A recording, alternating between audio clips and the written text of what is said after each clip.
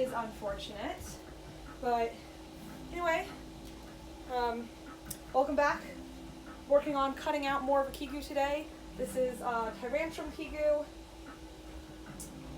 I don't want to entirely repeat everything I just said, but I tend to put these streams up on YouTube afterwards, and I'm just uploading directly. I'm not going to be cutting together the first few minutes of this stream with the next 2 hours. So, hello everybody. We'll be staring at the floor a lot today. Sorry about that. And you'll see me squatting a lot because I do not have a big table to cut on. The floor is clean. It has some like staining, but there's nothing dirty on it. I vacuum almost daily and sweep, and then I mop before I cut out big commissions. So it is clean, though it may not look it.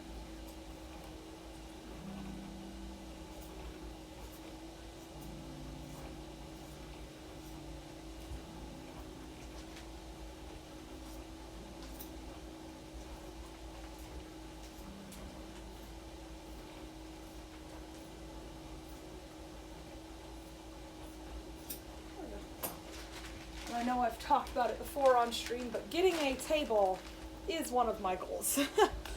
When I have a space dedicated just to sewing, I want a really big cutting and patterning table. Alright, so now I have the back and most of the red. So the red is mostly cut out. I have sleeves that I need to cut out of this fabric, and then the hood as well. What? What happened here?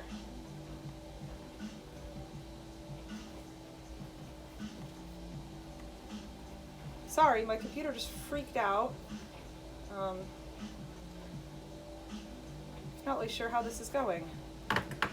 Weird. Alright. I always end up getting more fabric than I really need.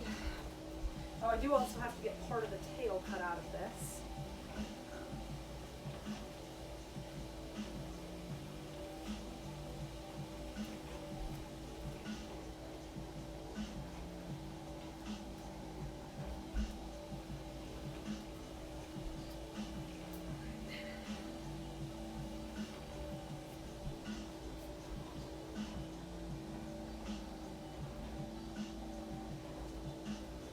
Trying to get everything even with no big wrinkles in the underlayer.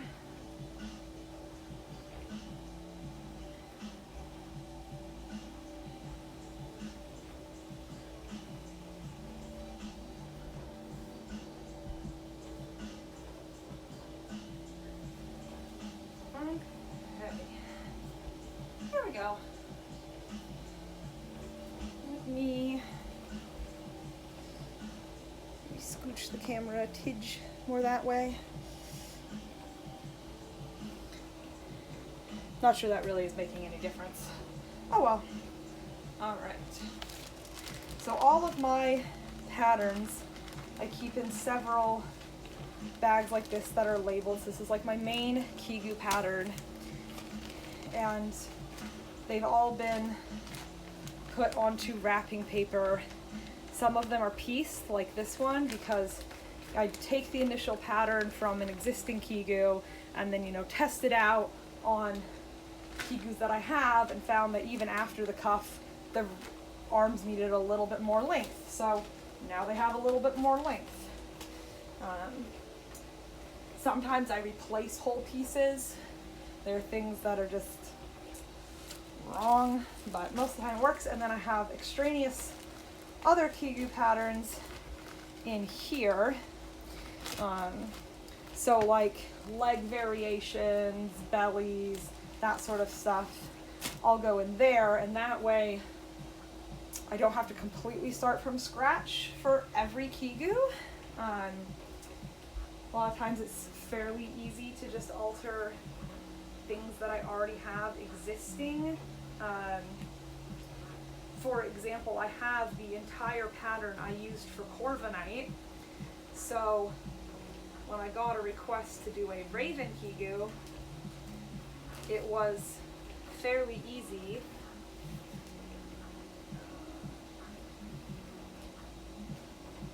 To just slightly change up the size of the parts to fit the size of the customer and the shape of the tail, and I was good to go.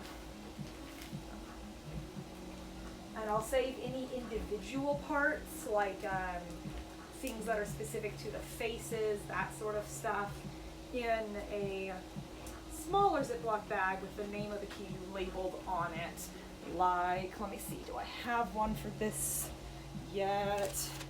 This. So that is where all of Tyrantrum's like tail and little spikes and eventually all his hood pieces will end up. I don't know if I'm going to cut out the hood today, just because it is a slightly different shape than most hoods that I've worked with. I have a like standard hood shape, and I have a bird hood shape, and I have one that is my like big and tall, so that it has a wider neck opening.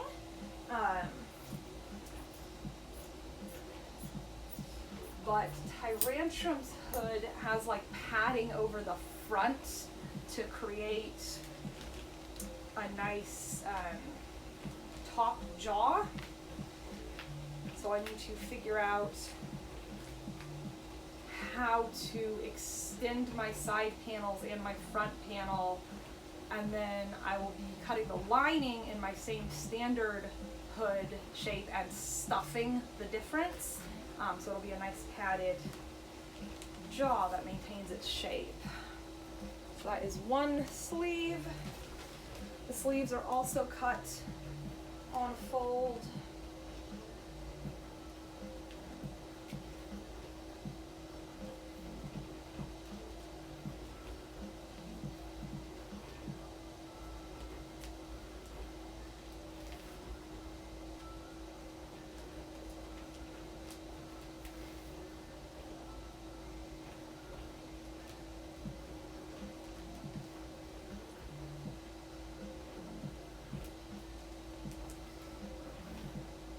Now, ideally, for the hood and for the jawbone and stuff, I would do a mock-up.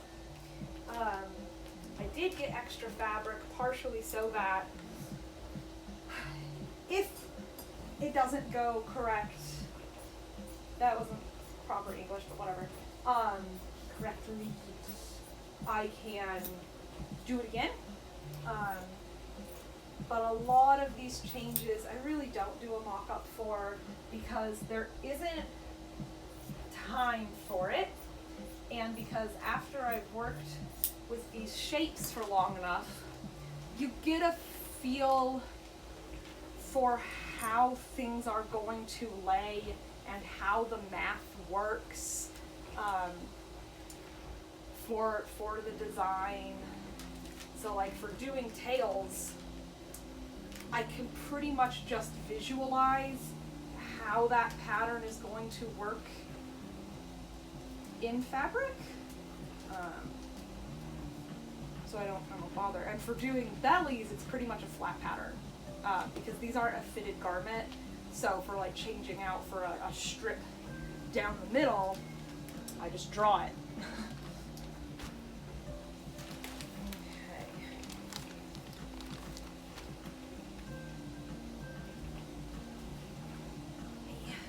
Off. That is no longer necessary. There's that. Any big scraps I will keep and see if I can use for details or other projects. But the small ones do just get tossed, unfortunately. I used to hoard absolutely everything, and I was like, I can use this for piping down the line or something like that.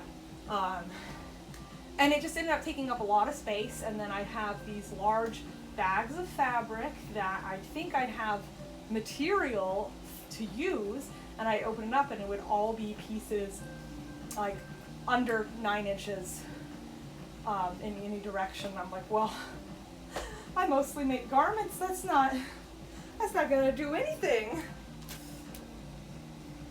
Okay. Sleeves, front, back. Get out hood pieces. Think about this.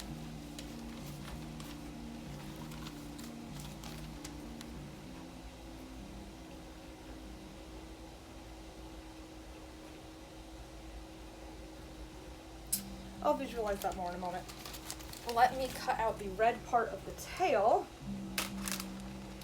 And then I'm going to put that fabric away for a little while and work on other pieces that I already have the pattern for. Sometimes I just need to give my brain a moment to process.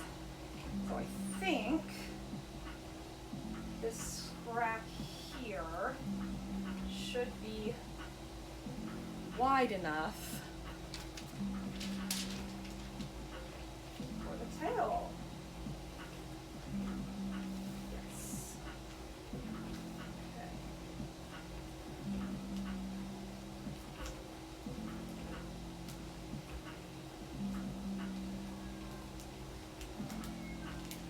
Between the music and the washer, I doubt you can hear it. I don't even know how much you can hear me, but JoJo's meowing in the background. She hears me talking, and it frustrates her. We will certainly have a little JoJo cuddle at the end of the stream.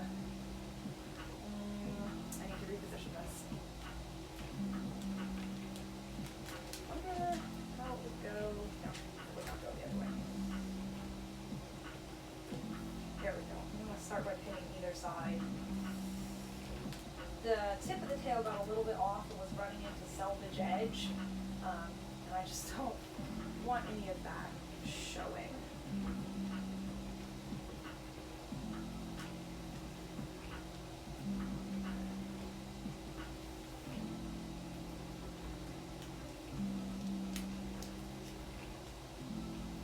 As much as I want to utilize as much of this fabric as I can, it can't result in a lower quality product.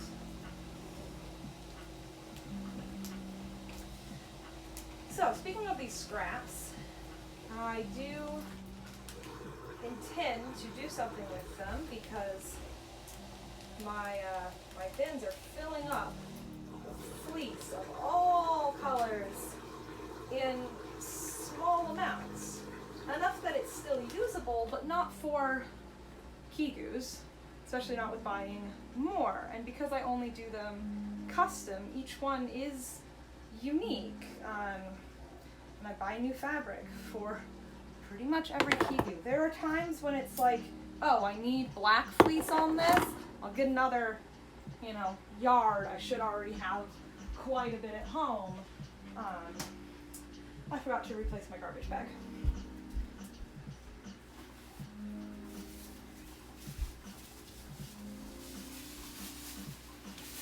Sorry.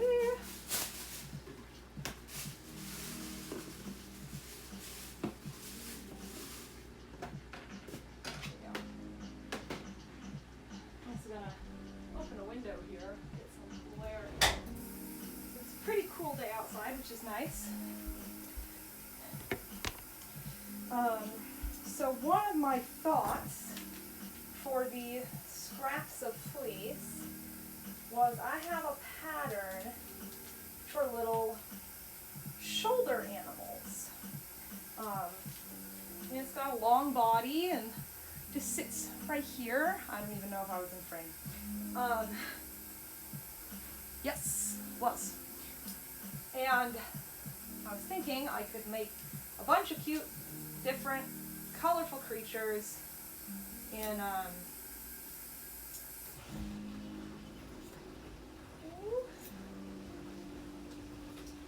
sorry. And maybe matching hats and scrunchies and things of that nature to sell as sets.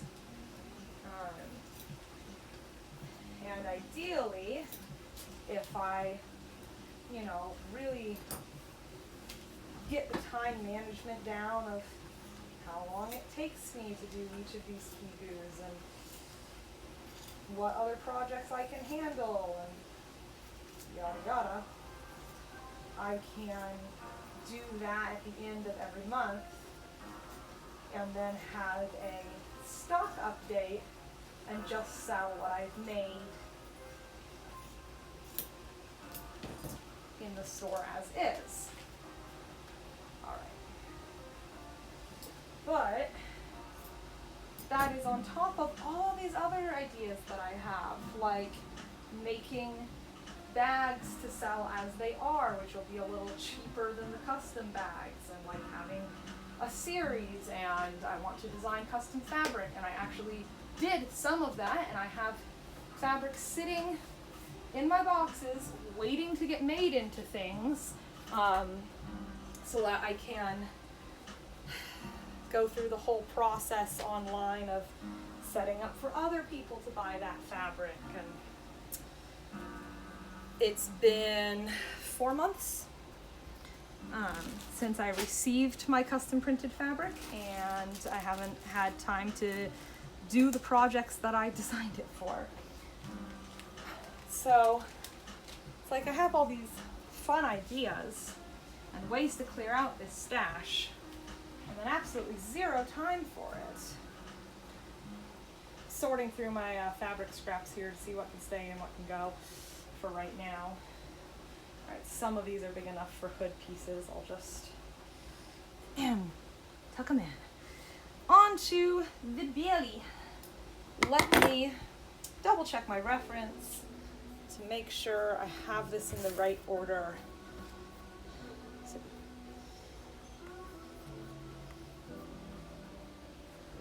No, I don't want that specific one.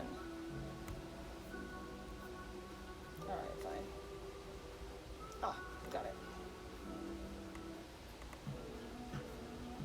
I do not. This is why we check. The belly is gray. The stripe and the ruff are cream. There we go. Alright.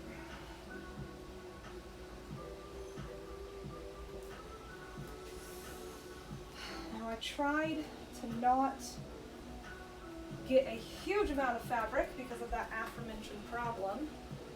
So I should still have more than enough here, but anytime I pull it out and it's not, the length of my kitchen, I get very afraid that I've done something wrong. All right.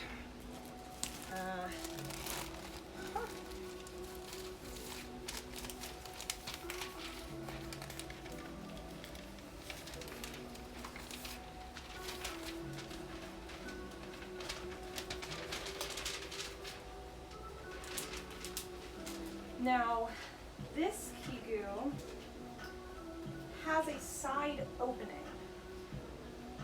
where normally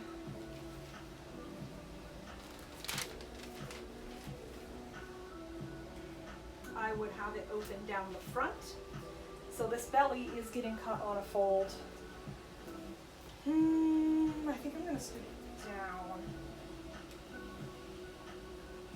I want to take up as little fabric as possible so that I still have space for more fabric as needed. This also needs to be on the fold.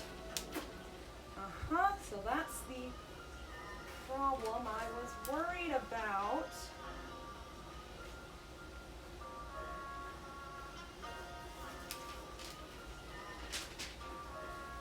There we go. Done. Did it. Okay.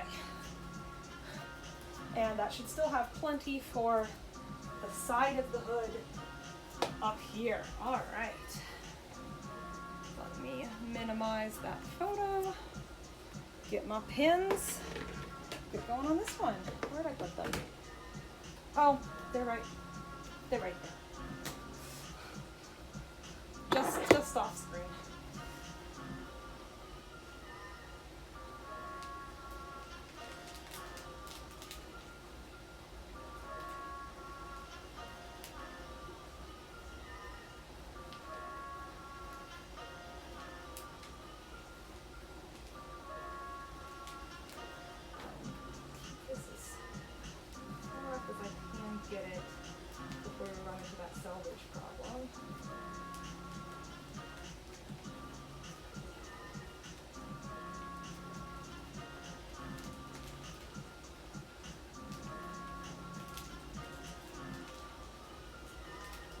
is one of those where if it doesn't go quite right, I will have to go get more fabric, but that is on me.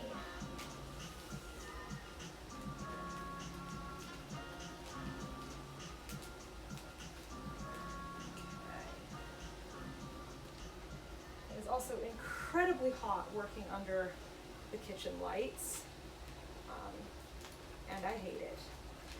You might be able to see how red my body is getting. Definitely one of those people that turns colors in the heat. So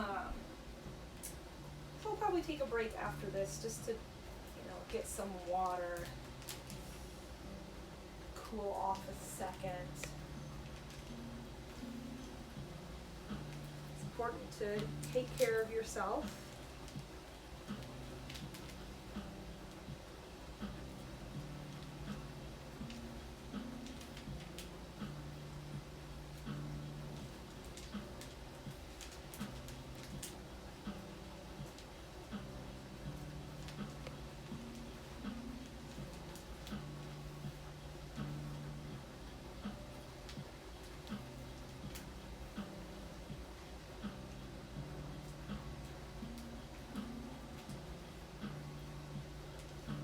I've also definitely been accused of over-pinning before, using way more pins than are necessary for a single piece, and this is still nowhere near how many pins I used to use.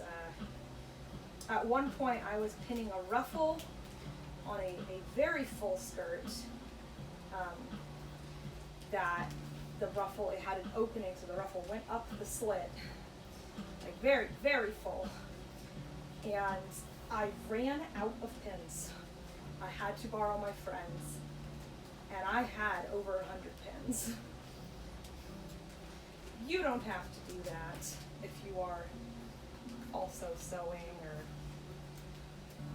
it just makes me feel better.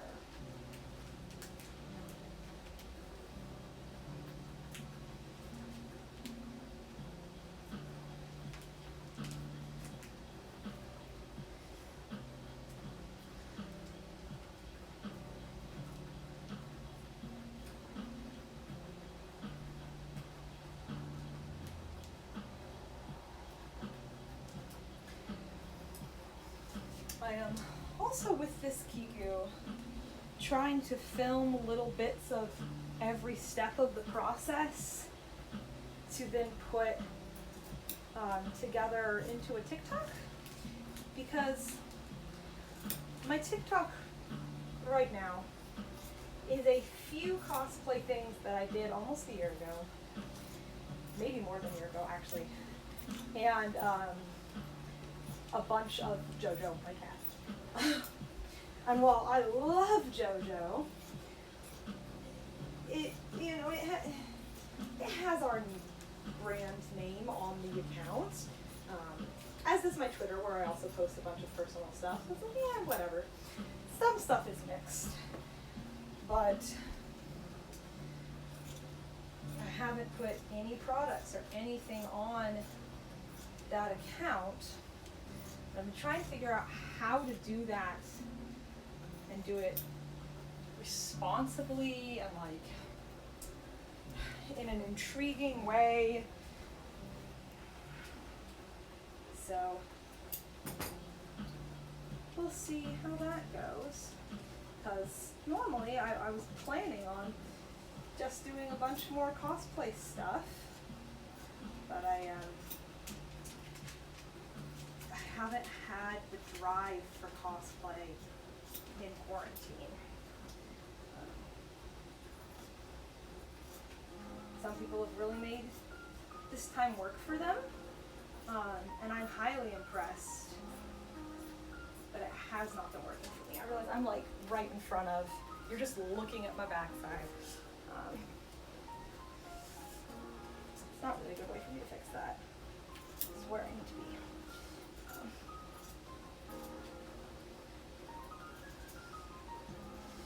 I'm a very social cosplayer. I really enjoy going to events in cosplay. I like seeing people, and that's what cons really started out as for me before I even began cosplaying, which was really one con because I saw cosplay and was like, ooh, let's do it. But I went to my first con with a friend, and at the time I was much more openly Wiccan.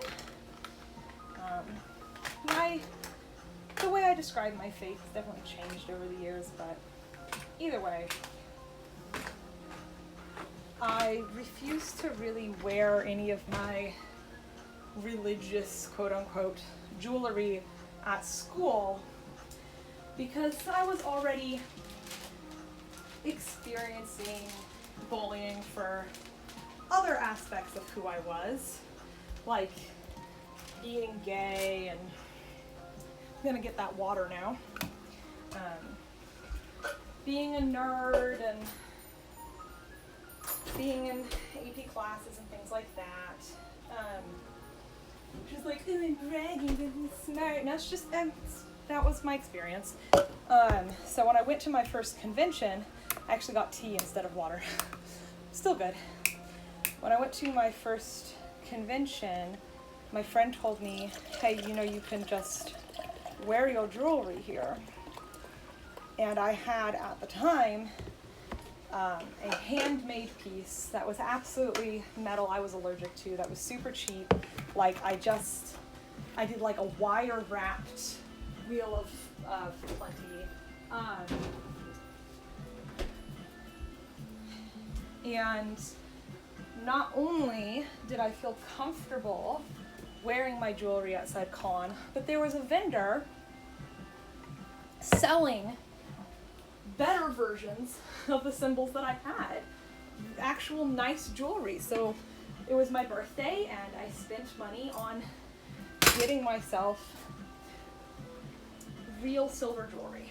But that was my experience of my first con, was a place where I could be open and be around people who were like me and who accepted me. This friend was also a furry, so I hold a really like special place in my heart for furries and the community that opened me in, and like the amount of people there who were gay and neurodivergent and all that sort of stuff, where I really did feel accepted. So that has been my cosplay outlet, and my cosplay experience is being around people like me. So in quarantine, that's not there.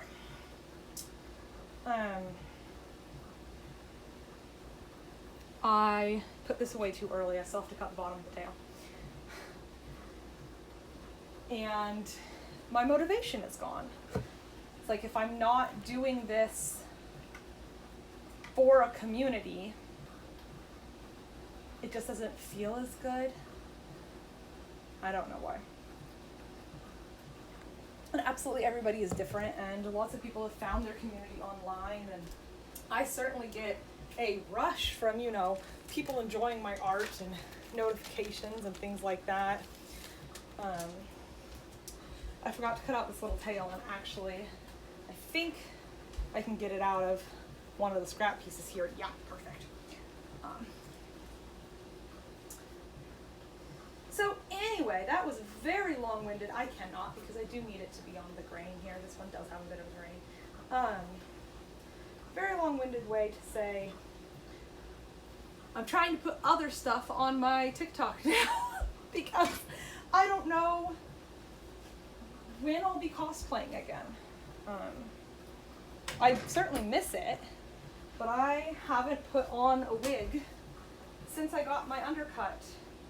And that was in February. So I don't even know. I have cosplay that I started working on before the pandemic and haven't finished. When I have other things, like all those projects for my shop that I want to do and no time to do them,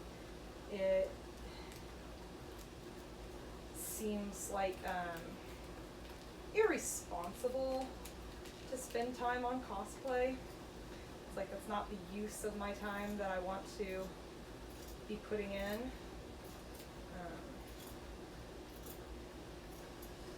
So as cons come back, I hope I'll get that motivation again. Kind of get my mojo back, because I don't want to stop cosplaying. It's such a huge part of my identity and things I enjoy doing. Like whenever a video game like Stardew Valley or Animal Crossing asks for your hobby, that's what I put down. And it's starting to get me some imposter syndrome when I see all these other people making it work in quarantine. Ta-da! So we'll see what I get done, see what I can put out. Okay. I think I'm good with the gray here. I know I'm just talking into a void and sharing some like weird personal stuff, but there's nobody else here, and I only have therapy every other week, so just gotta get it out.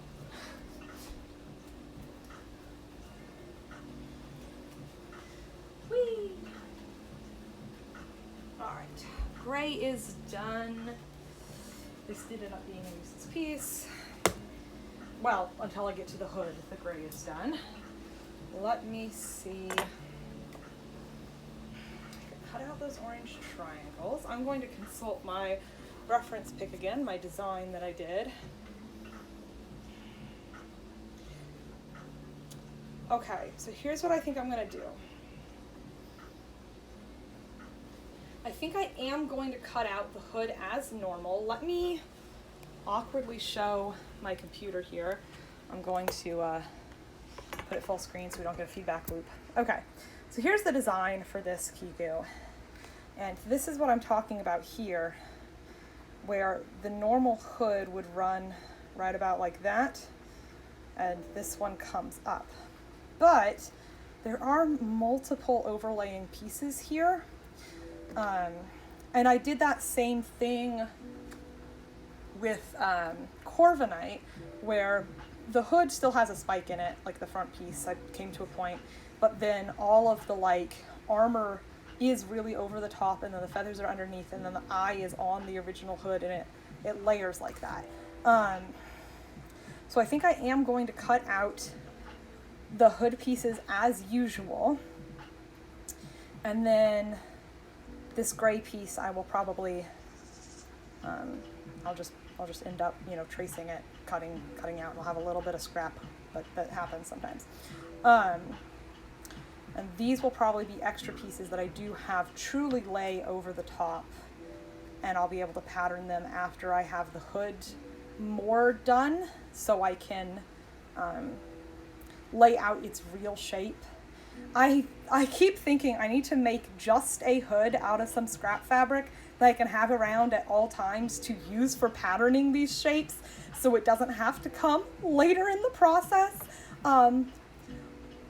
But, you know, I have that thought in the middle of doing this, and then I forget, and then it doesn't happen.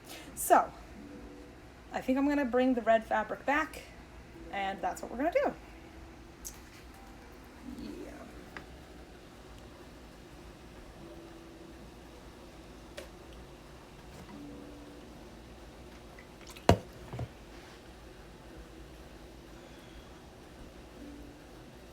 Here are all these scrap pieces that I thought might be good for something. Okay.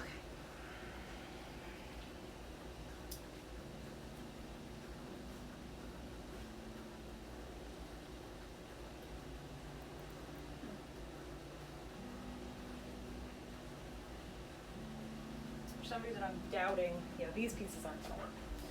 Okay.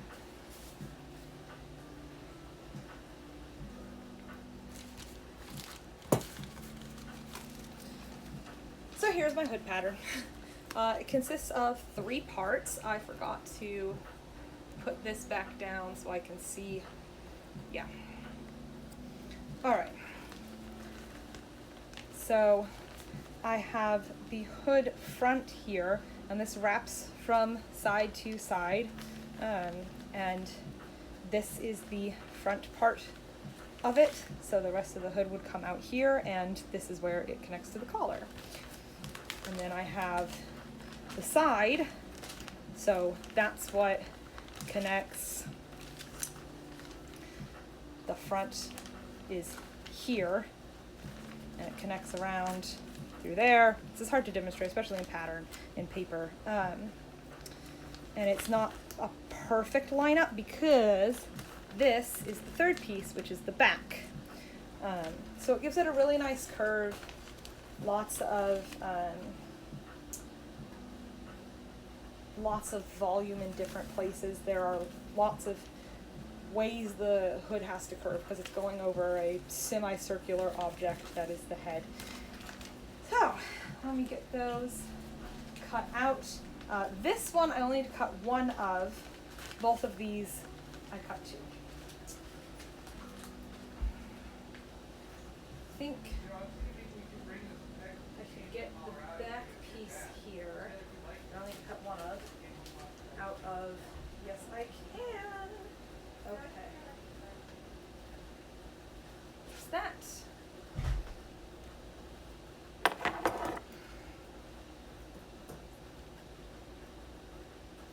And while I'm doing the hood pieces, I will get out the lining to the hood pieces, and do the pockets. I don't know if I will get everything cut today, just because I still haven't patterned the fluff. So this Kigu has a ruff that goes all the way around the neck that is going to be super fluffy, and then it has a jawbone that connects in the front.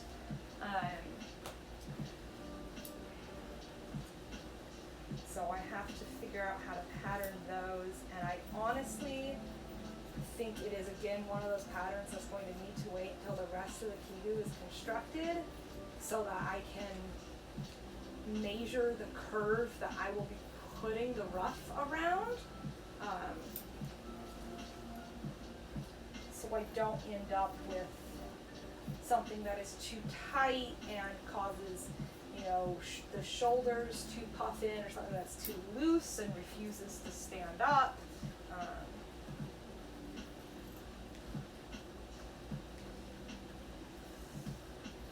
So after these next two pieces are cut, might be start on construction time. All right. Scrap, scrap, scrap. Down. These aren't going to be useful right now, but again, could be for like one of those little creatures I was talking about, so I'll probably end up saving them. I mean, like, how good would a dragon? I've got dark red, I've got a bright red, I got orange and yellow. I could do like matching, like Avatar: The Last Airbender inspired dragon dance dragons. Let me see. I can. Good. I need two, and I have to. I love it when I have just enough scrap. I have definitely before, oh no, this one's shorter because the piece was uneven. I definitely have before had to cut the hood out of like pieces from where the belly left. Well,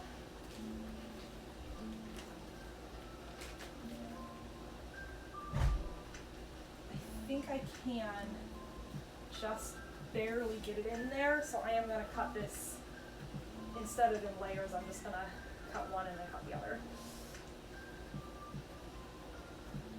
to make sure I don't have any place where it screws up, because this is going to be really tight. And I know I have all of this fabric just sitting here, so I don't have to do this one this close to the edge, but I hate wasting fabric. Also, why, just back on the subject of cosplay here, the hate wasting fabric, right now I have made a deal with my partner that I will not be buying more fabric until I have used the fabric I already have. Because I will buy fabric for projects that then never happen.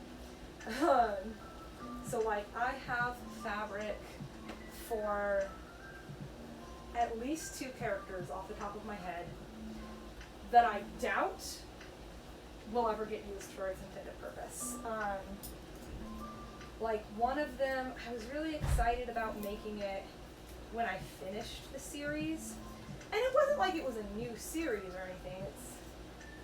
I wasn't gonna be seeing a bunch of other cosplayers in the same outfit at cons or anything. But the longer I've gone from the end of the series, the more I'm excited about new projects. So I doubt that one's gonna happen. And then the other one that I have fabric for that I just don't know if it's ever gonna happen, is I got everything to make a Sypha. I'm not good with pronouncing names, I'm really sorry. But from Castlevania. Sypha? Anyway, good. I got everything to make her and was planning on doing it with my roommate at the time, and she was going to be Trevor, and then my partner was going to be Alucard. We're really excited about that, and I got quite a bit of fabric. Got all the fabric for my costume, and then some of the fabric for Z's costume. I just realized I may have used the wrong pronouns. I feel bad about that because I'm like, I use they, them pronouns, and there are other people where like, I know which pronouns yours are, and then there are people who are like, I know that you are non-binary, but I completely forget which pronouns you use. If you use they, them, or she, her, he, him, or any of the neo pronouns, so I need to, I'm going to revert to their, and I need to check their profile. But anyway, I got the stuff for it, and they were working on the props. They were working on the swords. We had wood and PVC and foam, and they were actively on it. And then, it didn't get done for one of the cons, and we got another cosplay together for that. So if you've seen my Soul Eater cosplays, my Erica Frog, they got that one put together. I don't know why I bothered this whole piece of scrap.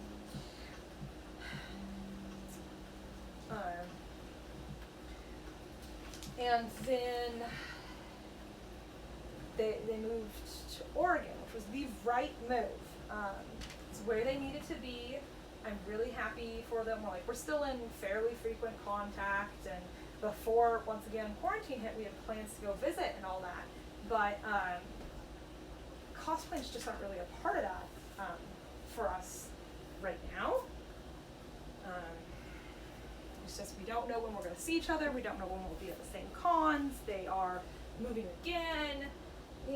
Life. I'm going to see if I can get this out of one of these smaller pieces down here. No, I don't think it's going to. I just don't want to cut in the middle of the fabric. Anyway, so I have all the fabric for Sypha, and I don't want to do it without my friends.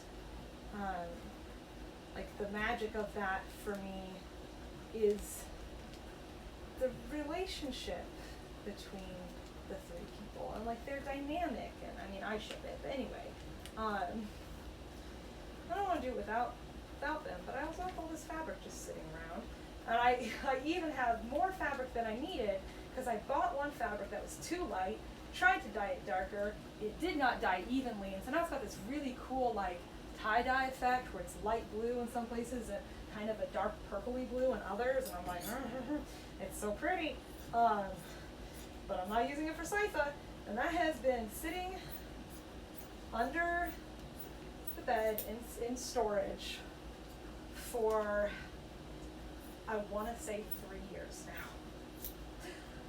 So it's like, I should just make something else out of it. So yeah, I'm not allowed to buy any more fabric until I've used the fabric I have because of projects like that. Okie dokie. This color is going to go away again. I'm going to get out the lining. And I also eventually want to make more thrifted cosplays. You know, some just closet cosplays using items that already exist that are good enough, and some where I use material to make new things, which is how Azalea, my hobbit, how her costume came into existence. Was one fabric that I bought, and everything else was bed sheets and napkins and curtains and a skirt that turned into a blouse and all that sort of stuff. Okay. See which way you are stretchy. Okay. Stiff that way, stretchy this way. We get the cuff pattern out too. So when I do buy more fabric, hopefully it will be mostly thrift store stuff. All right. Here's my cuffs. More cuffs. Whoop. I bought way more lining than I needed. Pockets. Where be pockets? What have I done with the pockets? This is a problem. I have no idea where my pocket pieces are. I think I know where they are. I think they are still attached to Beaker.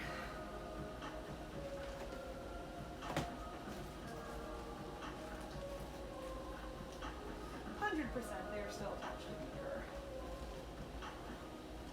Sorry, Beaker. We put a sticky note on there so I don't forget that that is Beaker's pockets. Sorry you can't see any of this.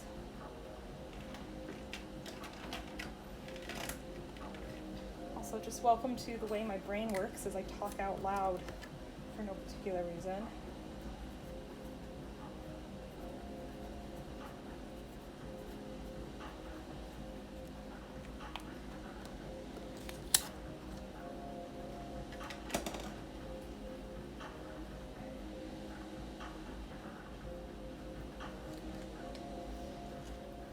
So I have just put a little sticky note on Beaker's pockets. Isn't this fabric so cute? My mother picked it out. It is the lining. It's heckin' adorable. I'm just gonna hold it really still so hopefully the computer can, yeah. It's so cute. I will pin little sticky notes on lots of things as I'm working so that I remember what they are. I have labels all over the house because I have to schedule tasks for the day. I will start doing one thing and it will just snowball and I will completely forget what I was actually supposed to do. So I have extensive shopping lists and I have a list just of things that I want eventually for the business, so when family asks, hey, what do you want for Christmas, I can look at my note and tell them, because otherwise anytime somebody says, what do you want for Christmas, what do you want for your birthday, I'm like, I have no idea. A Joann's gift card. Nothing. All right. I need to pull up the wrist measurement, and here we are.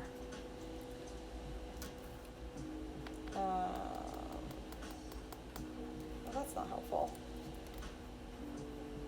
I thought I got more detail than that.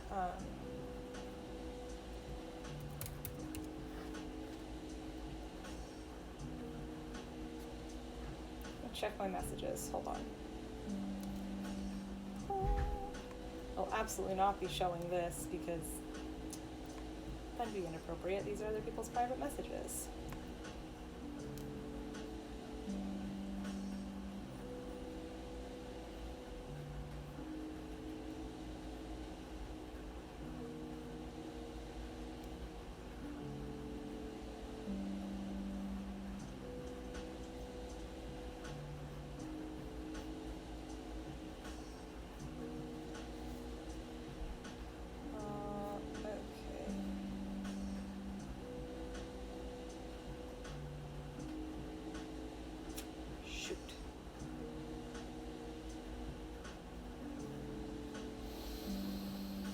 I did not actually get their actual wrist and ankle measurements. They said that a standard Kigu fits their wrist and ankle measurements fine. So I will be pulling out one of my Kigus that I have and measuring that. So these will not get cut today because I do not like going back into the bedroom once I have exited it because it disturbs JoJo. And then she gets really mad when I shut her in there again. I believe she's taking her nap now. She's completely stopped meowing and I don't hear her running around. So I don't want to bother her. But I know I have enough fabric to do all of that, so I'm just not going to worry about it. All right. Momentary detour. Let's get this stuff cut. All right. That hood.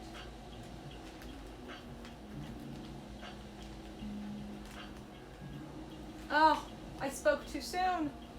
She heard her name. She is meowing. Oh, I am a bad Alma. A bad Alma. Yes, I know, JoJo. I love you. You cannot come out right now. I know. I'm sorry. Yeah, only one of those. All right, I'm gonna put that right there. I want to put that right here. I'll put it right there.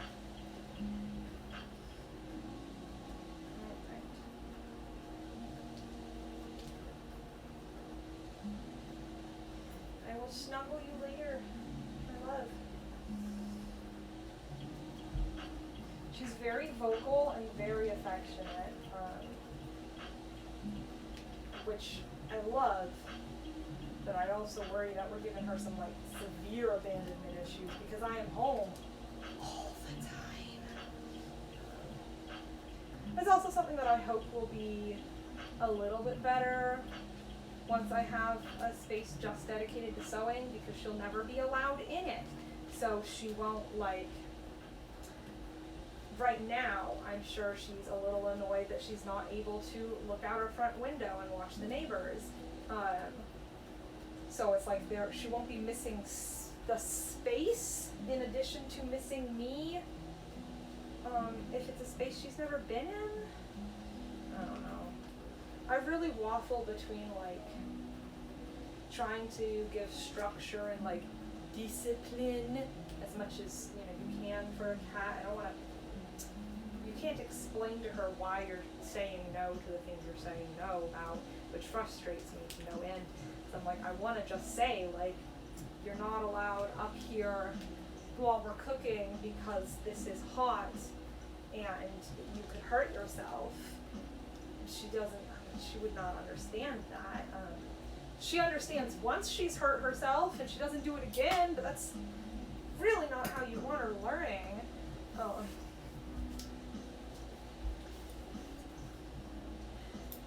Anyway,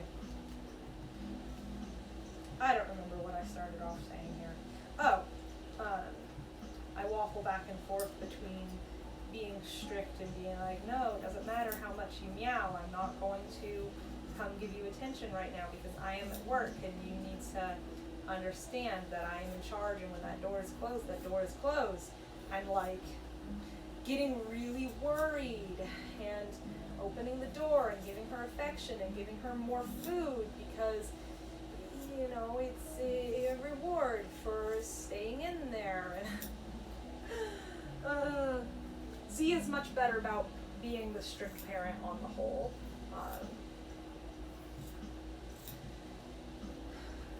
Yeah.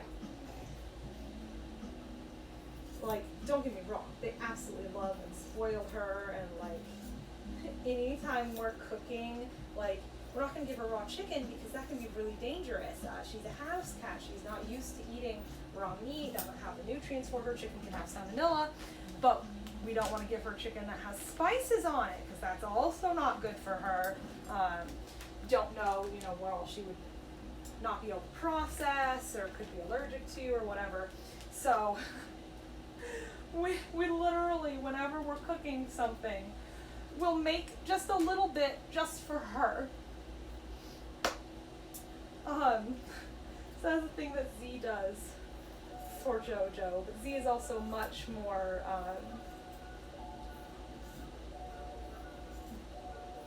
how to put it, consistent about enforcing the rules, which is important, and I know you have to be consistent with it.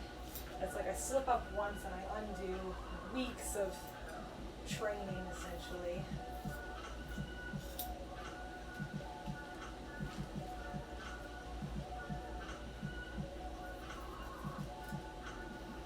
Look up a bunch of different resources on how to, train your cat and make sure they're safe, and it's things like how to make sure she doesn't bite,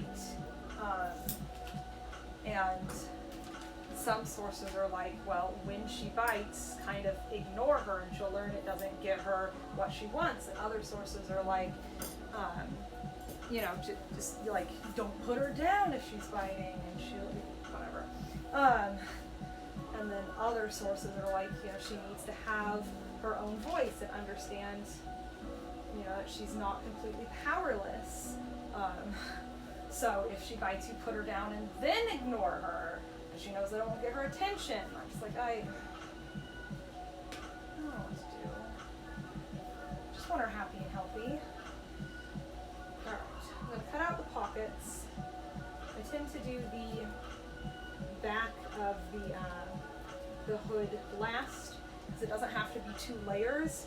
So I'll just cut it out of wherever there's some fabric left, and then I won't accidentally be laying things over and just have a chunk missing out of one, because I forgot that that's where I cut the back of the hood. I say this because I've done it like once.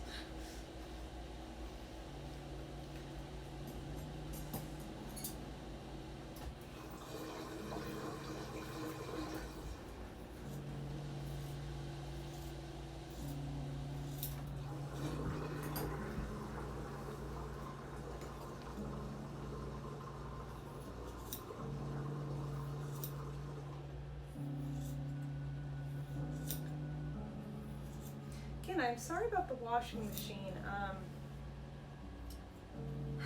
Thinking now that even though I really need to do the dishes today, I probably could have started it after stream and it would have been fine. Like, I had enough dishes to get me through lunch. Probably. Oh well. Live and learn. Alright. So that is one pocket. Now I do it again. Yes, I did make sure this stretched the right way. Okay. Woo.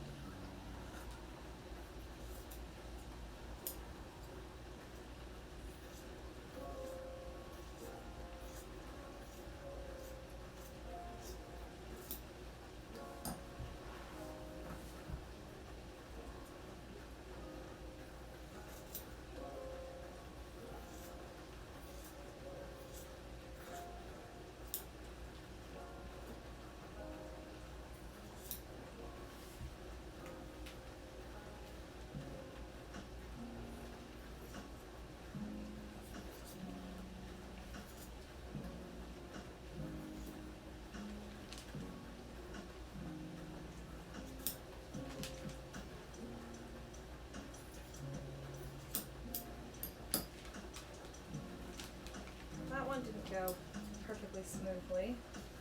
So we'll stretch the fabric, but it is good enough.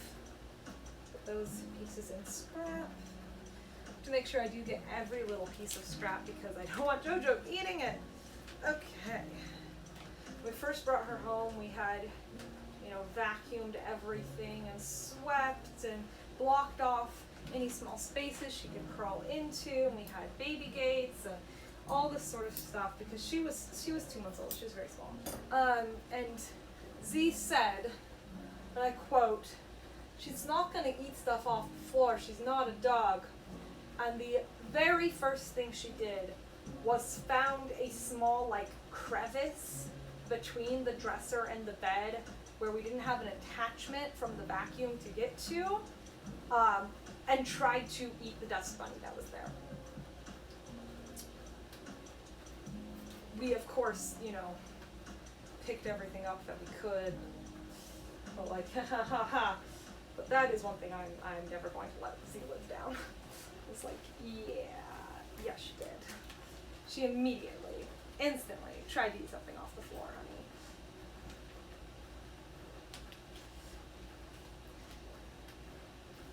She also tries to eat my hair. It's an interesting experience. Okay, well, there's just no good way to place this. I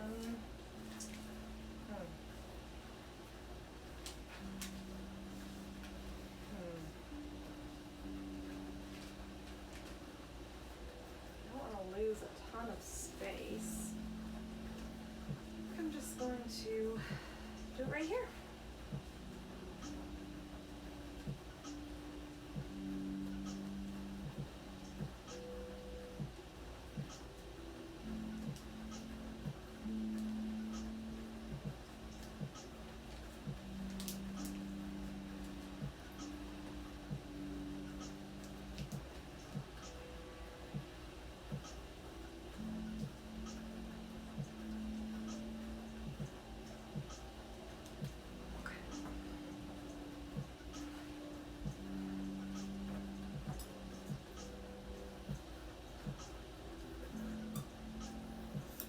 This is one of those times I really wish I had a mat for my rotary tool. It is still stretchy, so I'm not sure how well that would go. But I think better than this, where it's like trying to pull away from the scissors. I should bring the camera down here and show you what that looks like. I think I will do that.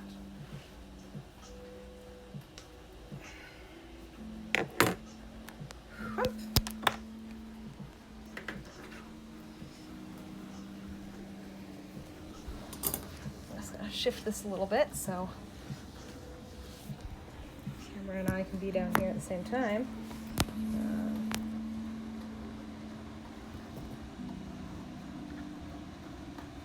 Let me just put a little,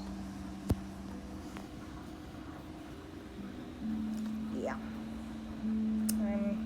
That's not gonna work. Just a little something to boost it up.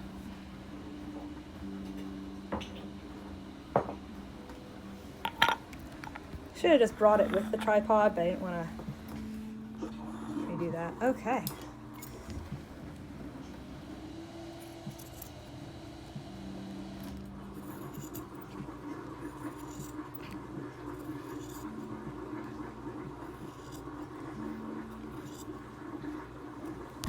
Whoop.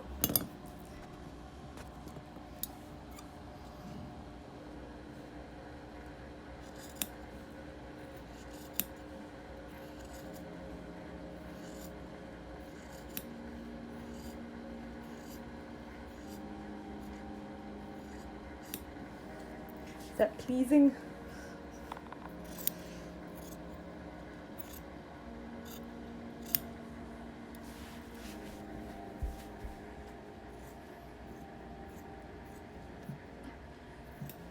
Ta-da! This side went a lot better. I don't know why. Maybe it's just the way the scissors are shaped.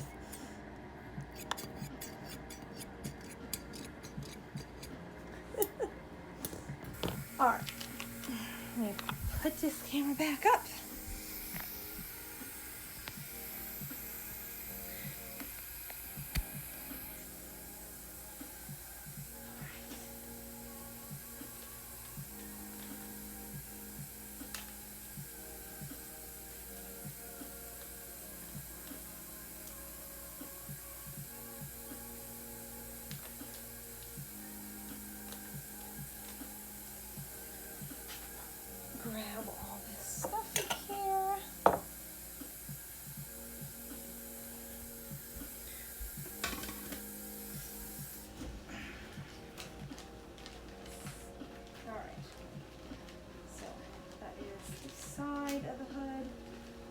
is the side of the hood.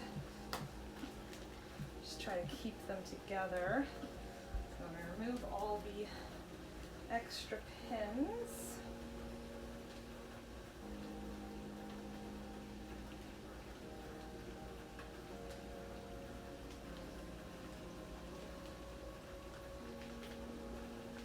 Put it together at the top so it stays together with the pattern piece. I know what I'm looking at.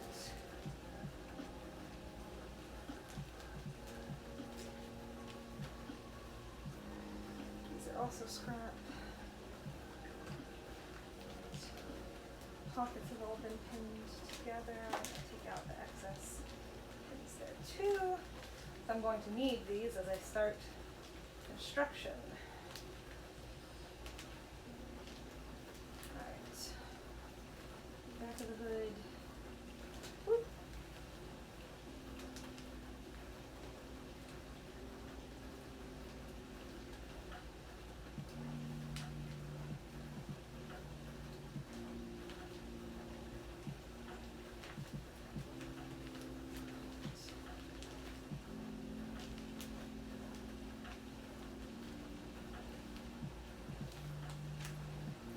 And hood.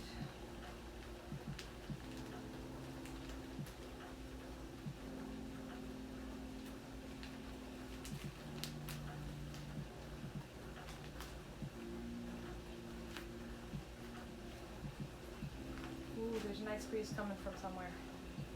I think it's from the crosswind from where I have the window open in the bedroom to the window open in the living room. That's nice. Okay, there are all those pieces. So here is the nice current pile of pieces. We have pocket, hood, piece of tail, more of tail, belly, that's still belly, that's the more of tail,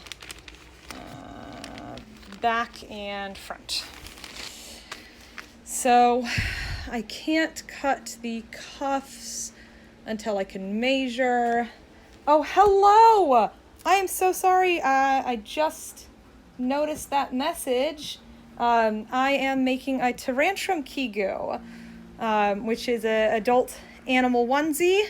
I was just saying I can't cut out the cuffs yet because I need to measure some existing cuffs that I have because they said the standard Kigu cuffs fit them fine, and I still have to do patterning for the hood and the like big ruff that Tyrantrum does, but I'll do that after most of this is put together. So I think I have one more thing to cut out and then start on construction. So let me put the camera back on the cutting things out on the floor angle. Okay. This is the lining fabric that, until I can cut the cuffs out, is done, and I got way more than I needed. I don't know why I got this much. I don't know what I was thinking. Enough for me to make like another shirt or something. Yeah, well, it's coming out of my profits, so it is what it is. All right.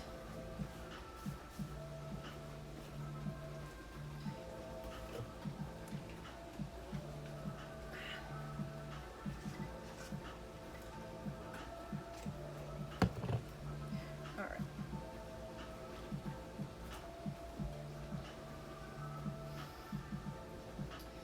So this is what the ruff is going to come out of. It's also the strips that run down the whole body. So I'm going to cut out the strips that run down the whole body. I'm trying to think how I want to do that, how big I want to make them. Jojo, it's okay, it's my cat. She's waking up upset. It's only 1:20, Jojo. You have another hour and a half until lunchtime. Calm down. I love you. Calm down. I don't know how some people sew with their cats out and around them. Jojo wants to be in everything, so she's in the bedroom. All right.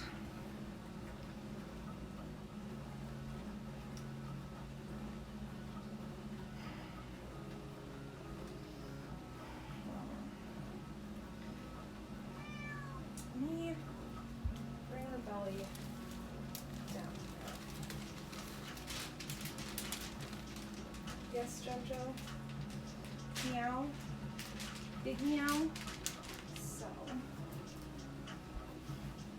I can either cut an actual shaped piece of fabric that will go in between each layer, or I can cut a straight piece that I will then wrap around like cording. A straight piece would save me fabric area. A curved piece will fit exactly and lay a little nicer.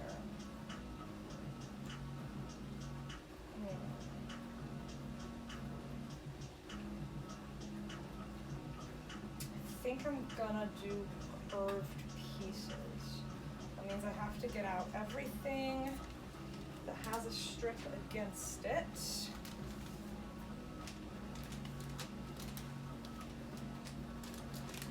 I'm gonna want both of those. All right. I'm gonna have to fold this in half. I may need to get more of this color specifically for the ruff. So I overestimated on some things, underestimated on others. Because I definitely, when I was thinking about it, I was like, okay, just a couple of strips and then I'll have all this area to work with the ruff. But because I really do want it to lay nicely, especially because that's where the button covering is going to be, I need to cut even more. So here we go.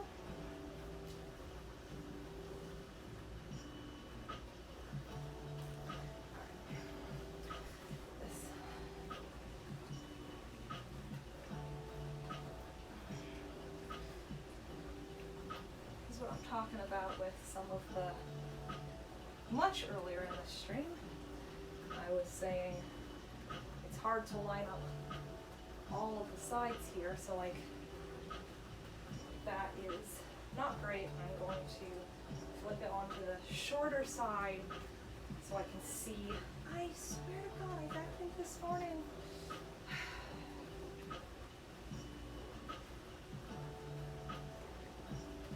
See where the short edge is.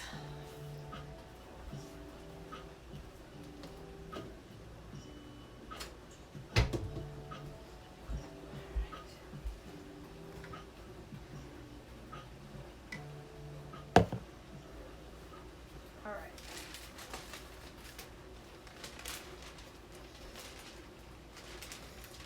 Put this down. Get it as close as possible.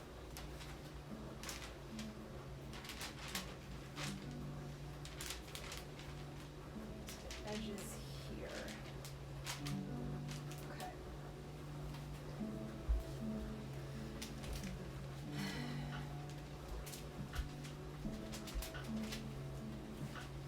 I'm trying to think on this one. This curve here. Yeah. Cut that out first and then I'll keep working with it. Alright. I am not even going to pin this.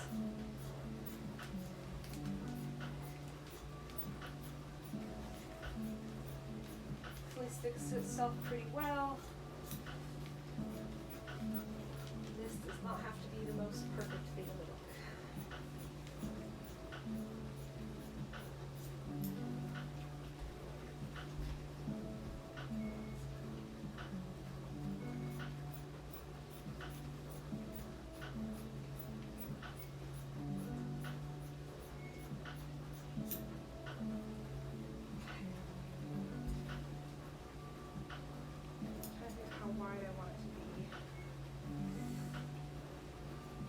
check my source pictures again.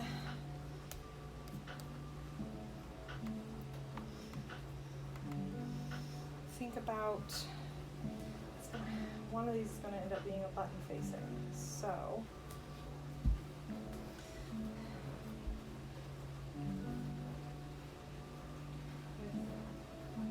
yeah, I think about that wide. Here we go.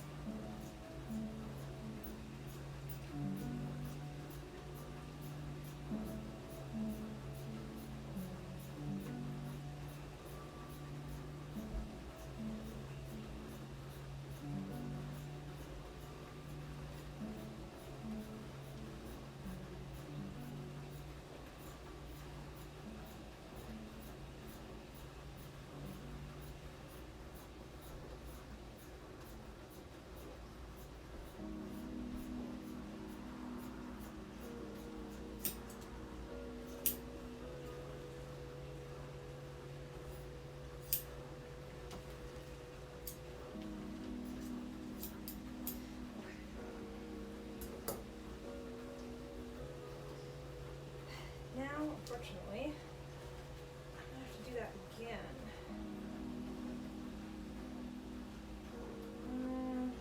Or, no, this will be fine. No, I'm gonna have to do it again. I'm gonna have to do it again. Nope, okay. Just gonna line it up right here.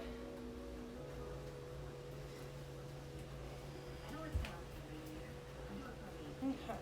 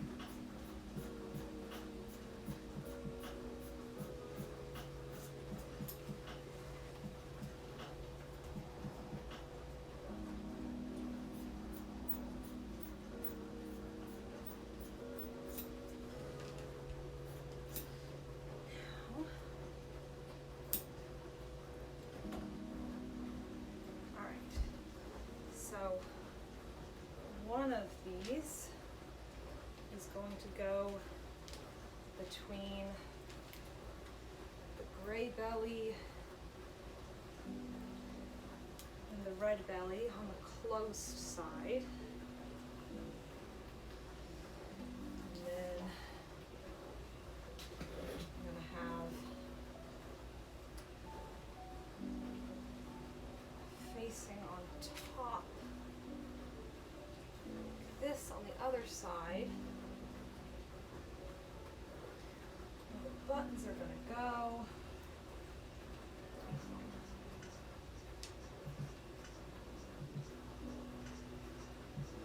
Something like this. No, this is what it is.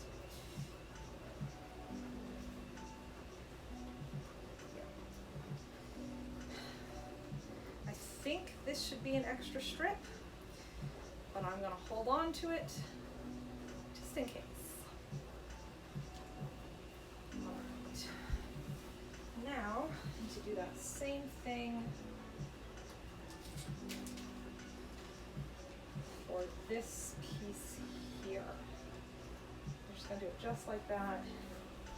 Actually, just like that.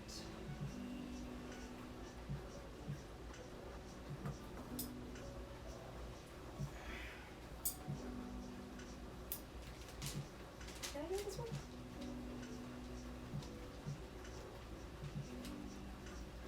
Can I do this one?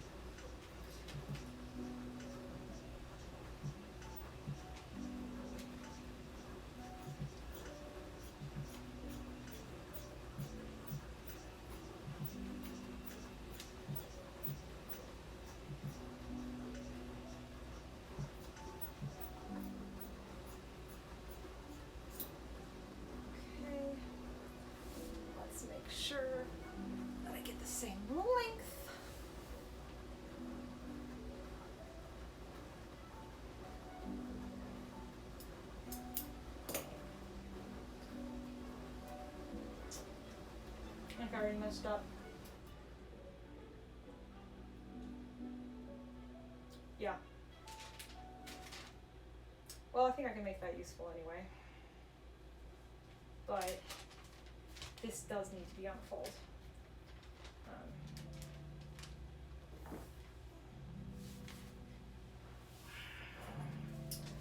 Oh, dip.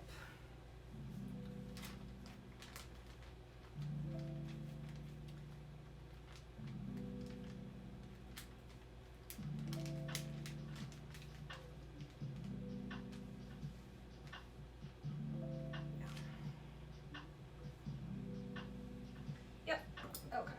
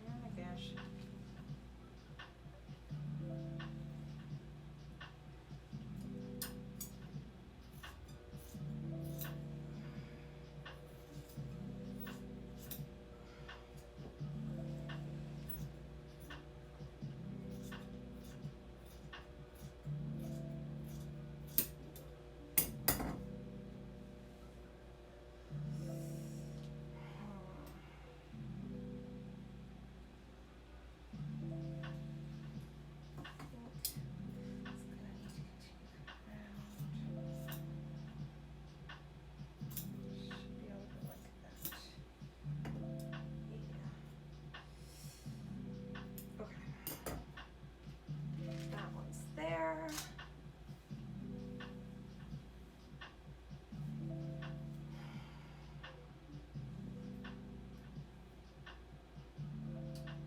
I'm almost definitely gonna need to buy more of this fabric.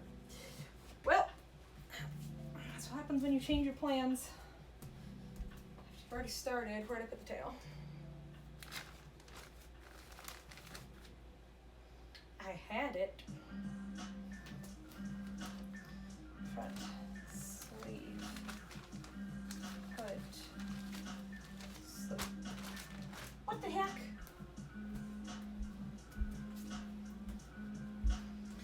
Somewhere. Aha! Put them in my seat. Okay. Now let's see if I can't make this strip that I already cut down here work for the tail. So the tail needs a strip.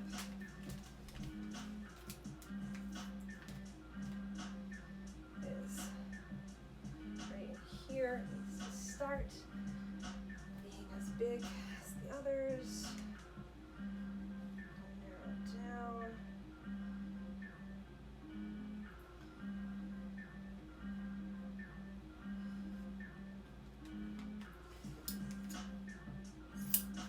That should work. Yep, that should work. Okay.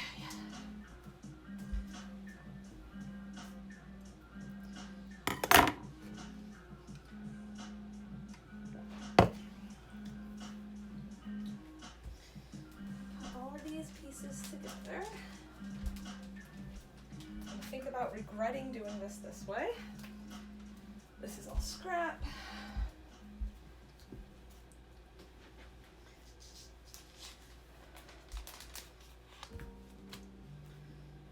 Right. This is an extra strip, I think.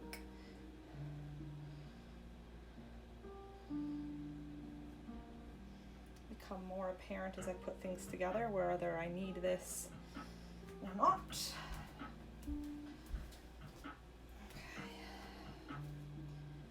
Fold up the rest of this.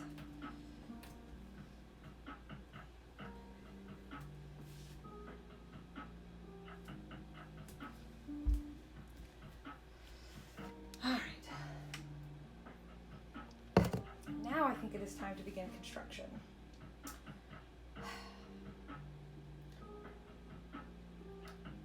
Trying to decide how I want that to look. I think I want to start by sewing these strips to the belly.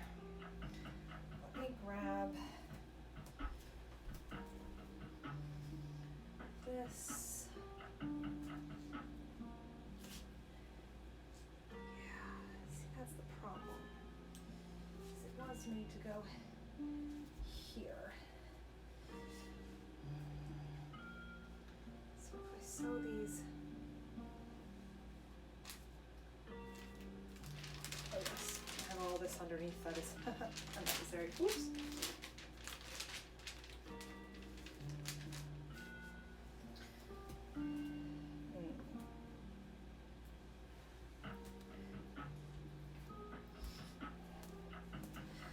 Maybe, because the original, if I had folded it in half and then just stuck it through here, may still work. Then I didn't need to do it in a curve, did I?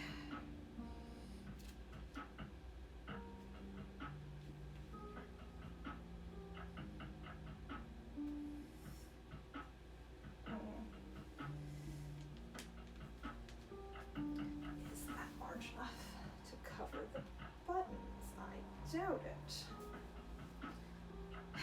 Let me grab my buttons.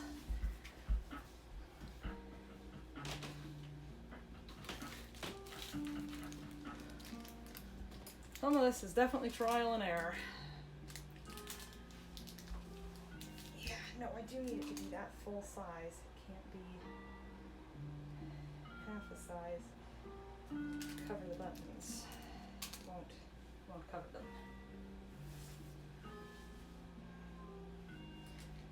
Could just lay it over the top.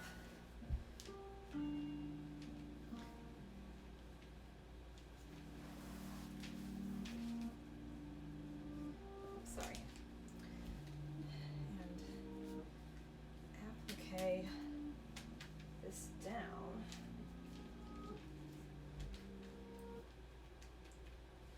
That could be a look. It would look really clean if I did that. Then what would the other side look like? Have to applique down one side and then do a satin stitch all along the border.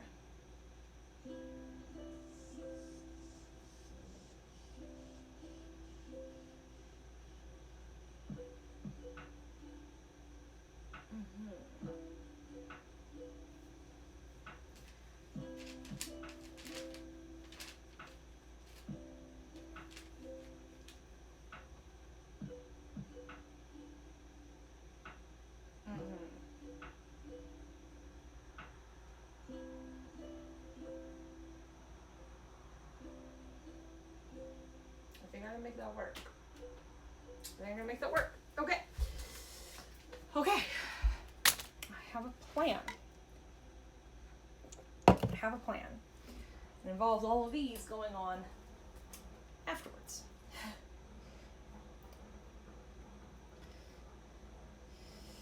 Now, if they had said they wanted a zipper, I definitely would have gone with the other method where I put this in like piping, because the zipper is much easier to cover. It's much thinner. Yeah. All right. So that's how I'm going to do all of them. Is like an applique. I think that'll look really cute. Really nice finish. So I'm going to start on construction now with pinning these sides together. I can only do one side. Which side am I going to put the buttons on? Let me check my reference picture. I said this side, which is this side.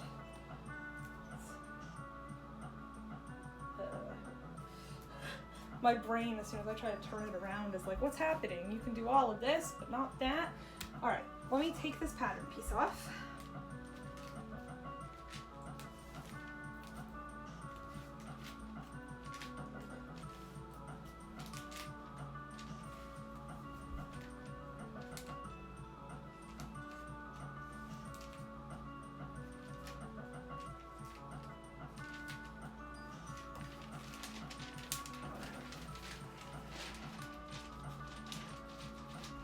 Fold it up, put it back in its baggie.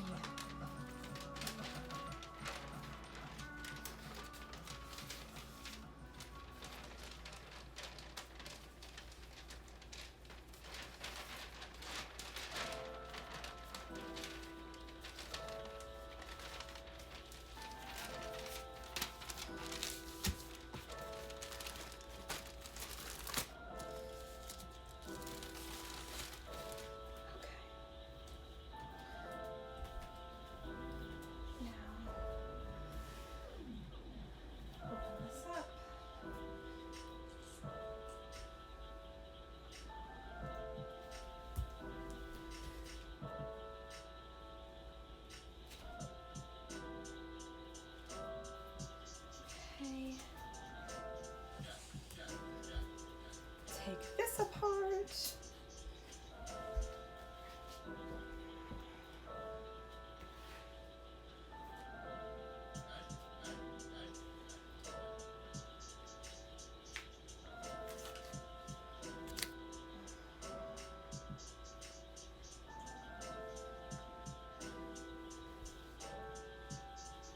Right sides up on either side.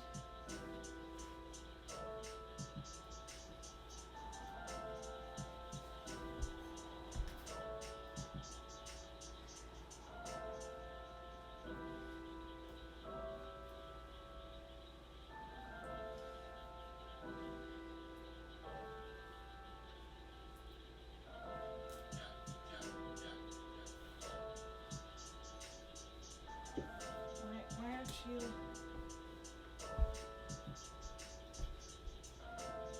Oh. This curve is not right. Yeah, that's the what just happened? I'm sorry, it just got darker in here and I have no idea why. I don't know if that's reflected on camera or if my eyes are going insane.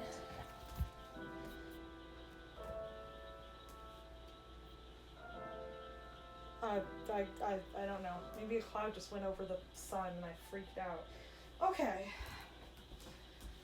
So that is how front and belly are gonna come together.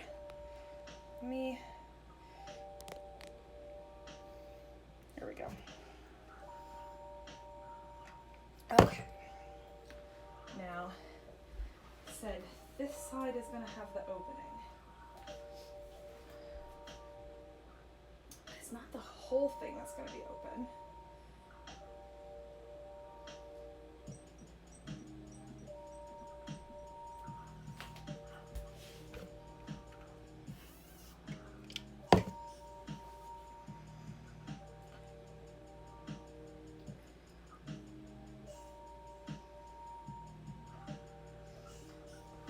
Buttons are only going to go about where this curve starts. Here, I believe.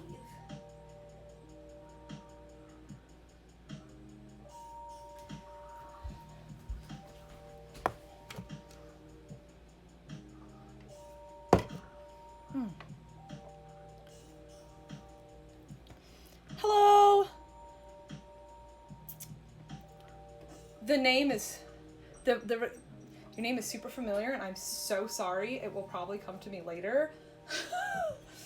Because I know it's a nickname.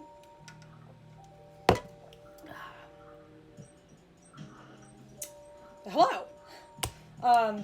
Yeah, hopefully it was just a little like flicker of the lights or something, not a total blackout. I am working on a Tyrantrum Kigu here. This is the belly and these are the front sides. The client wanted a side opening with buttons, so I'm just trying to figure out where to stop that, and I can start constructing the front. I have a... Oh! Hi! Yes, I do recognize Hantha. Jesus. And these are all the pieces I have cut out. This is Scotty, right? So I don't have everything cut out, but I got a lot of pieces. These are going to be the little strips down the side. I've got bits of the tail here. I haven't cut out any of the orange or like the eyes, hood details like that. Sleeve. Good. Yeah, that's how I have your name in Pokemon Go. So yes, that's how I recognize it. So, sorry about the wobble. My tripod is silicone. I'm going to pin down these sides. I'll try to keep an eye on the screen so I can see chat, but I'm not always the best about it. I feel bad. I think I did not respond to somebody who popped in earlier and they left before I could get to it.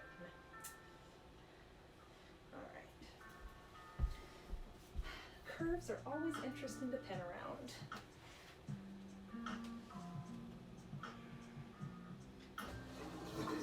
Also, sorry about the dishwasher.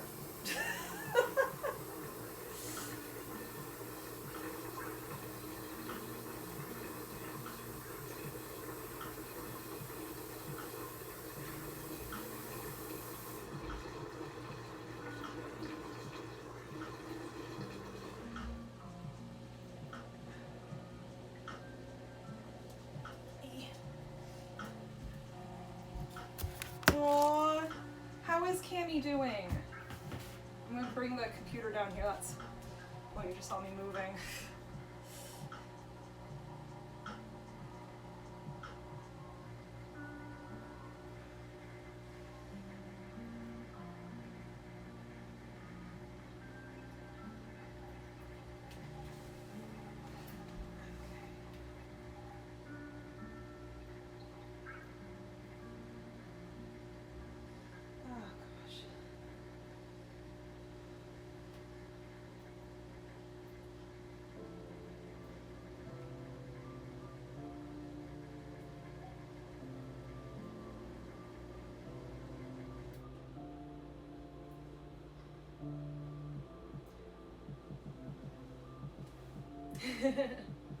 Oh, that's so soon.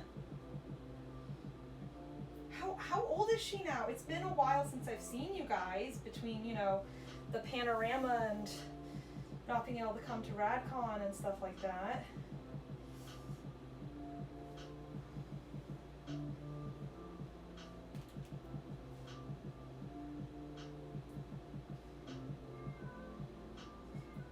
Jojo, shush.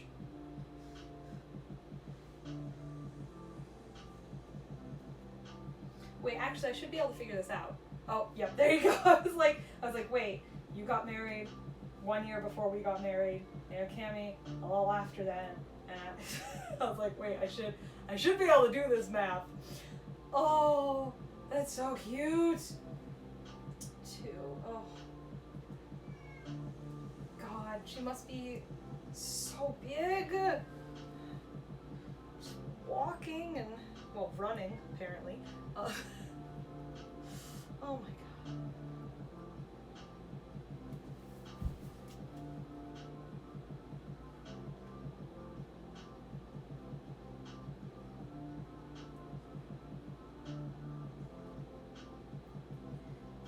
Okay. So the other side, it all shifted this way while I was pinning. I do think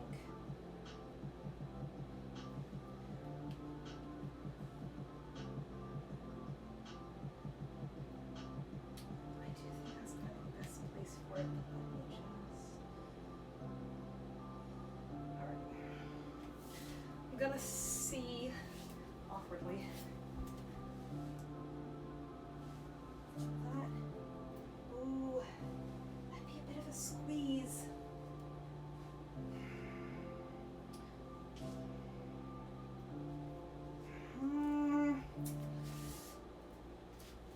trying to see if that opening would be big enough, because I don't really want the buttons going around the curve. I just may not have much of a choice here.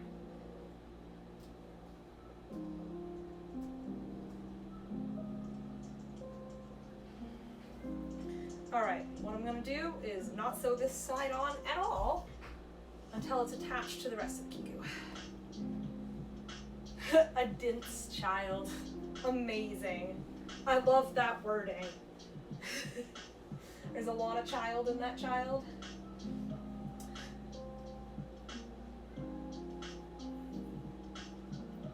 I'm just going to sew everything else together, and then I'll put that side on and I can close it up from there. Okay, means adjusting this. I really got it latched on there good. Let me see if I can't. And sewing machine.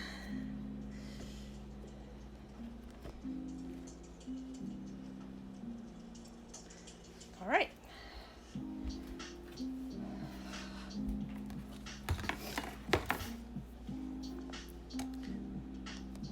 Sorry, I'm plugging the phone back in. There we go. Oh, it's trying to fall down and I don't know why. Please don't. Maybe I need to get a second tripod so I can have one at all times in the position it needs to be in. All right.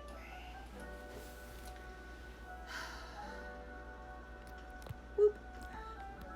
Nope, okay, it hates that. All right. I have to completely shaky cam even more.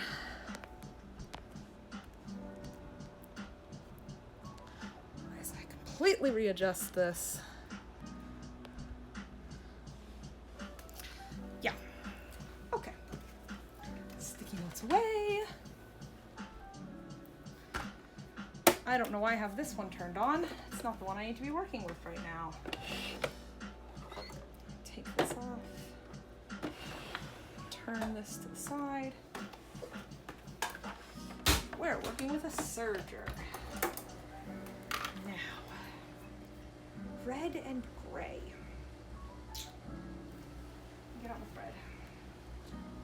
thread. I said to myself, when I got this Kigu, I already have thread at home. I don't think I actually thought that through. Ah, no, I did! I have the perfect color! I don't know if that's in frame. I have the perfect color! Okay. Apparently my brain a month ago knew things my brain doesn't know now. Alright.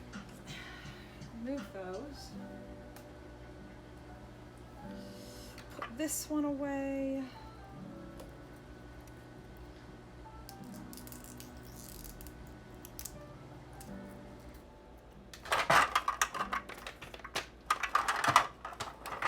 Yes.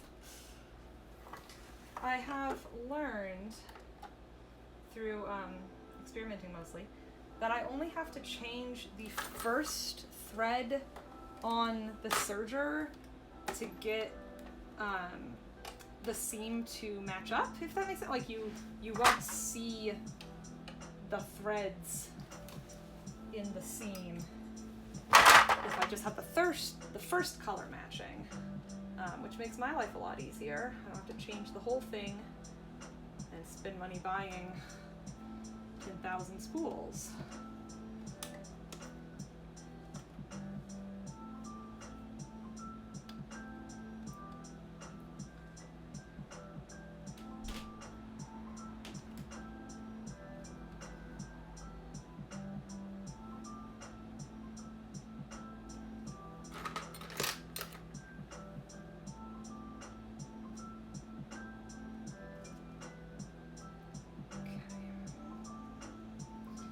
I'm also going to change out the last color for black though, because I don't have a gray in here. I have a silver.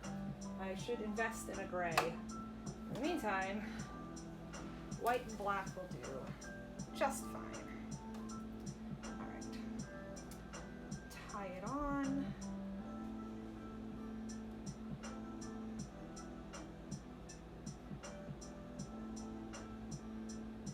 Okay, it is a lighter gray, so I'll do mostly white. Yeah, kinda. I will show you as soon as I've sewn a little on this seam. I'll be able to demonstrate.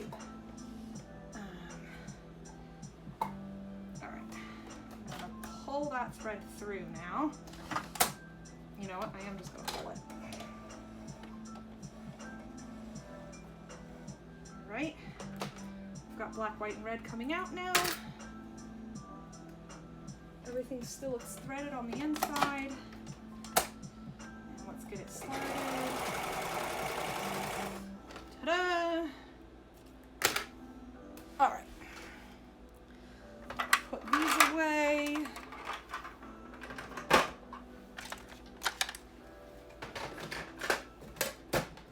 Sorry about just Beaker's nose in the background. All right. Whoop. There's my pin cushion. It's like that's not gonna go well. Okay. Get as close to the needle as possible.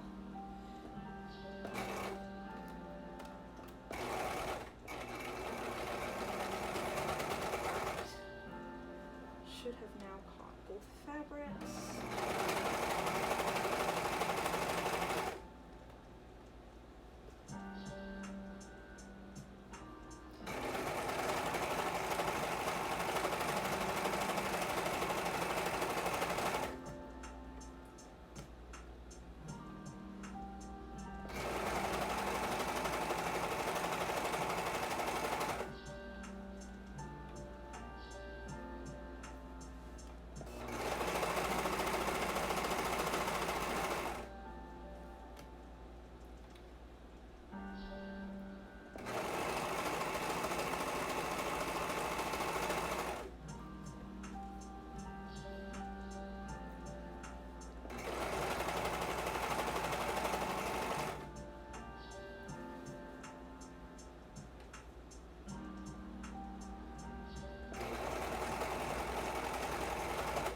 To the very curvy part, so I have to take it super slow. Well, that was an abrupt cutoff. Sorry, music in the background was like, oh yeah, soft, gentle, lo-fi beats. Next!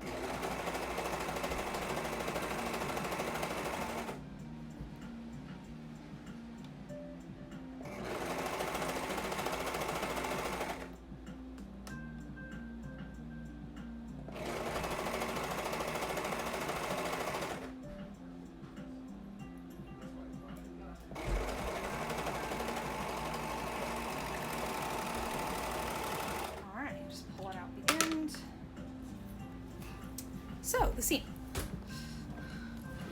Yes, you absolutely should put up some. All right, so what you can see here, hopefully, is the red thread if I pull on it. And if I don't pull on it super hard, you can't see anything. And then what's happening in the back is we have the red the white, and this is where like the black down the middle is holding them together. Let me see if I can get that in better lighting. That's just really hard to see. Everything is backlit. Okay, so here you should be able to better see the black has pulled them together. The white is kind of on one side. The red is kind of on the other. And when you put pressure on the seam to pull them apart, you can really only see the red. With another, there is a space for another thread here, and that would basically sew another line right next to it and do even more wrapping. It's nuts. I don't use the 4-thread method very often because it's super strong, but it's just unnecessary for most things I've found. Like, unless I'm working with the fabric that really frays, and then I'm like, yeah, do it. But if I'm working with the fabric that really frays, not only will I do 4 threads, but I will individually serge each edge and then seam it together with my normal sewing machine. So like with batiks and stuff like that. But with this stuff, it's not gonna fray anyway, and it makes a really nice clean edge. So I just put it together with the serger. It's fast, it's easy, it's strong, it's fine. Okay. That's that one. I'm gonna set these pieces to the side. I'm actually gonna awkwardly turn the camera around again. All that time. Okay. Yes, lighting is the eternal camera struggle. I have so many times taken pictures and I'm like, well, that's fine, but why does everything look yellow? And I'll have product photos of the exact same product in the exact same place, with the exact same lighting, and somehow they're 2 different colors. And I'm like, there's gotta be something going on with the sun that day. It's nuts. Okay, I'm gonna get out the back piece. I'm gonna do the gray to the back now.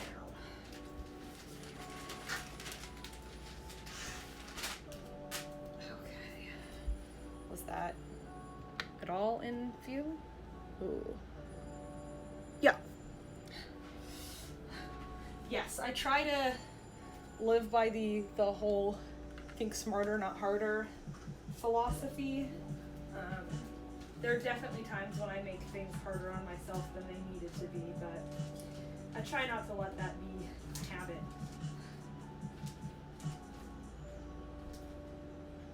And then there are times when doing it the hard, tedious way is the best. It's just what you gotta do.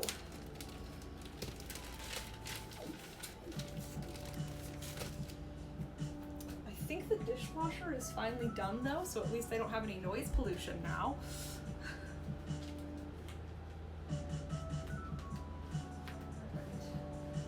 So this part is the continuation of the belly, and it's gonna actually go right here. I need to cut out the red so it matches up. And then the tail is going to sit there, and it also has a little gray bit. So ideally, it will look like the belly comes down underneath and down the tail like it does on the actual Pokemon. That is the goal. That's what I represented on the design sheet. But we'll see. It's like best laid plans, right? Okay. Fold this up.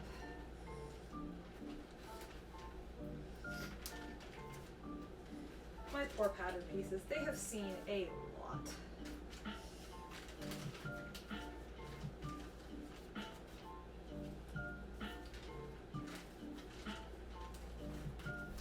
Nope. Yep. There we go.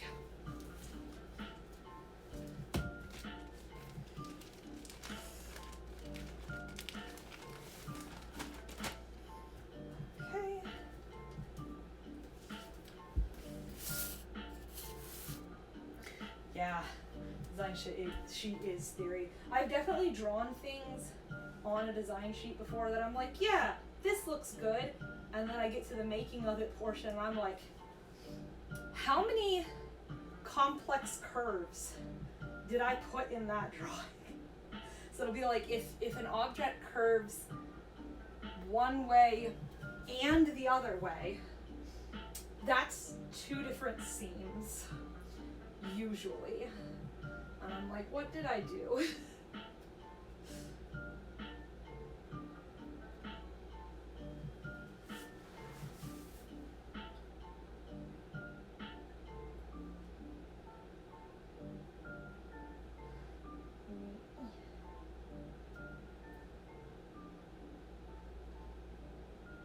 All right, so I've pinned out where the gray was, and then I cut, let me just bring the camera down. Come with me. Whee! I cut about 1/4 on the other side of where I pinned, and that is the seam allowance. In an ideal world, I would have actually made pattern pieces for both the gray and the individual red, but this has worked for me thus far, and it takes a lot less paper and time because I already have the main body pieces and I can just modify them.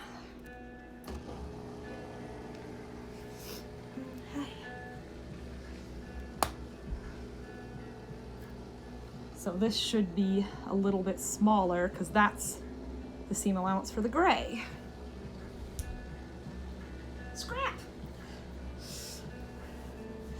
Let me put the camera all the way back up there and open it up again.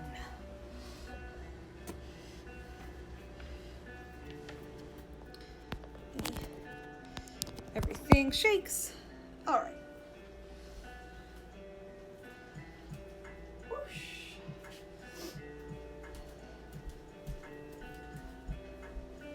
Oh boy.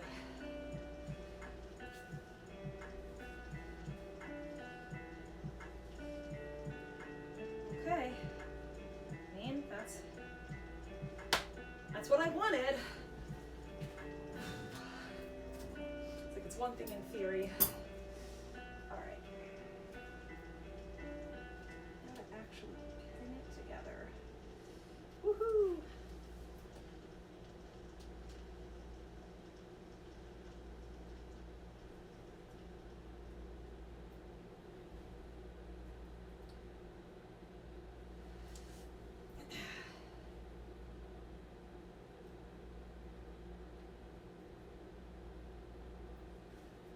And I'm just gonna flip the whole thing. I've got it pinned in the spots it needs to be pinned in. I'm just gonna work around the sides, and they should match up. Should being the doing some real heavy lifting is a word there. Fleece is stretchy. The same problem with my hood. It never looks like it's gonna match up, the hood pattern pieces. And then I just spend a little bit of time working it, and it's fine.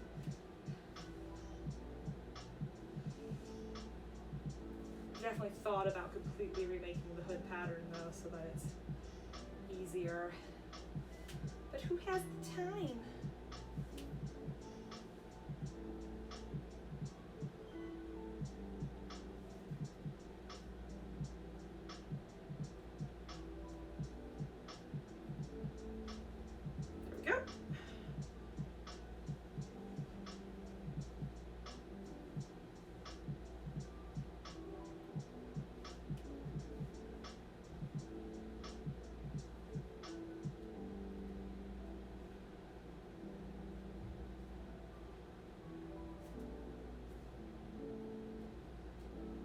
I don't think pinning upright like this is best practice either. Like, I don't see many people doing it this way. Sorry, I'm like way off on the edge of frame. I'm just gonna scoot in. But it's what works for me and allows me to control both of the fabrics. The problem with doing it this way is there's no flat surface, so like if I hold the fabric really curved that way, this side is going to end up shorter and this side longer, which is good in some situations when that's the way the curve is supposed to go, and one is cut shorter and the other longer because it's supposed to fold itself in this way. So like some of my stuffed animal patterns work like that. A lot of my like ear patterns work like that, where one will be intentionally shorter so that when it's all done the ear folds on itself.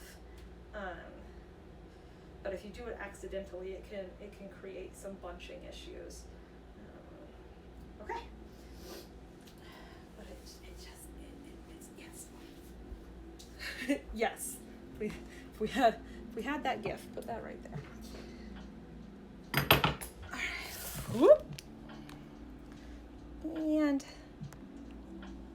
I have 1, 2, 3, 4 light sources, 5 if you count the sewing machine, and I still feel like none of this is lit properly. All right.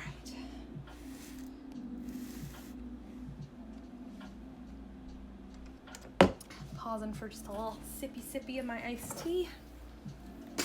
Gotta stay hydrated. It's gonna be fine. It's gonna be fine. I'm gonna sew it. It's gonna be fine.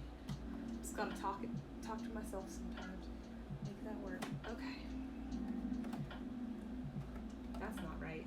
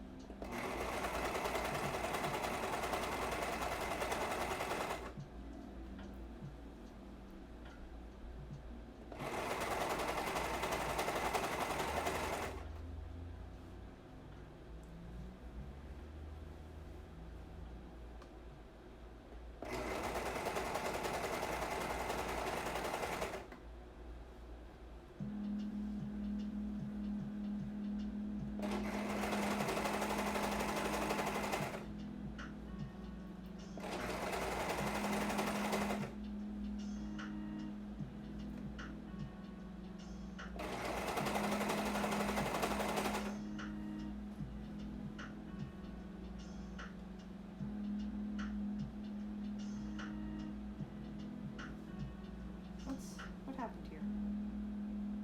Sorry, something's gone wrong. My pins came out.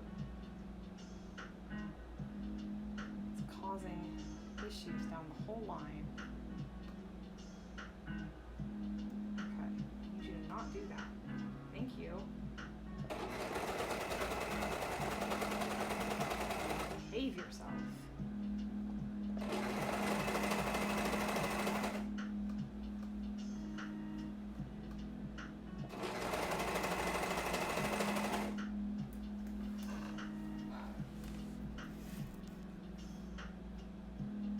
Yes, true about the light sources.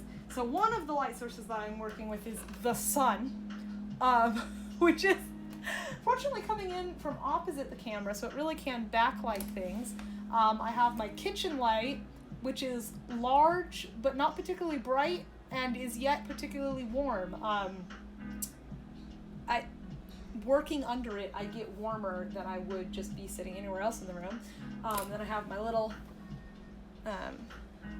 these buddies blind the camera. and twinkly lights, which really don't provide much more than like ambiance and general illumination. But what they do is charge my phone because I have one of the ends right next to my desk, and I can just plug my phone charger into the end of the Christmas lights and charge it from there. Which is, I mean, probably not something you should do, but I haven't had a problem yet. My phone charges like normal, the lights haven't blown out, everything's fine.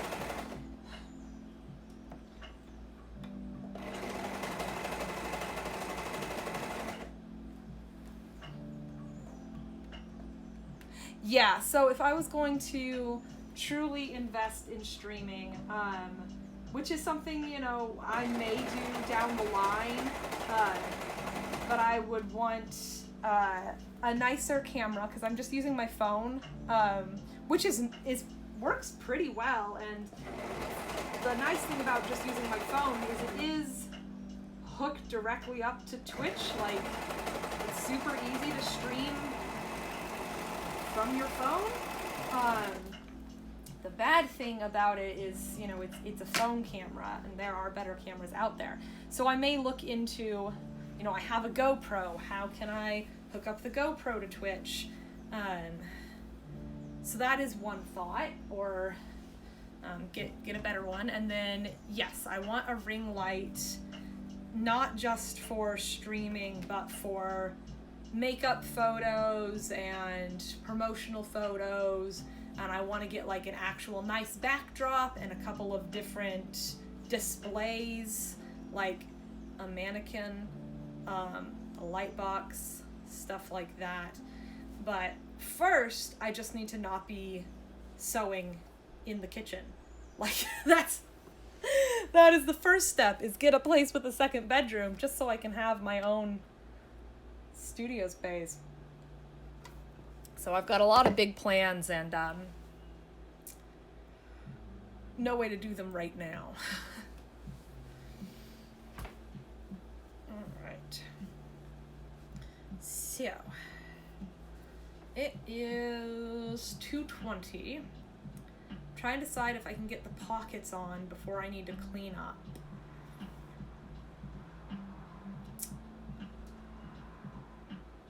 I really don't want to.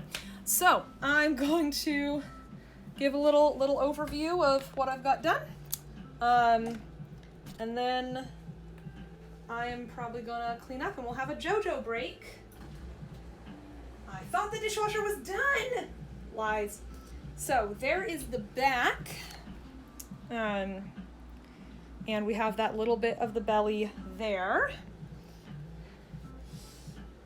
I normally work until 3, and I will just lay these down and like casually pin them, so it's not something I have to do next time. So here is the front. Let me take the camera with me. So here's the front, and I don't have this side put on, because that's where the opening is going to be, but you can see this is where the belly lines up. It's right through there like that. It's a sticky note on the ground. So that and the majority of this cutting is what I got accomplished today. Yes, dishwasher, I hear you. Shush. Sorry about that. I've got the tail pieces. I'm gonna grab the other side, the Kigu, and I will pin that on, and then I'll fold it up and put it in my big bin of things I'm working on. It's one project at a time. So that is the project for that. And then I have bags under there with my other projects, which is my mom's beaker Kigu and a Poogie from Monster Hunter World for Z. And here's mom's beaker Kigu. I'm so happy with how it's coming out. It should have been done by now, but the hair took me, I think it was 5 days of work just on the hair. All right. Let me get those pinned and then we'll go say hi to JoJo.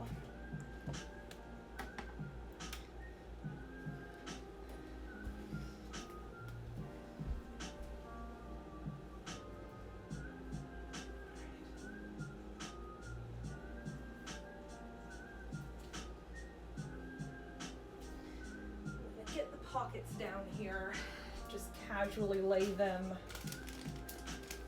where they're gonna go.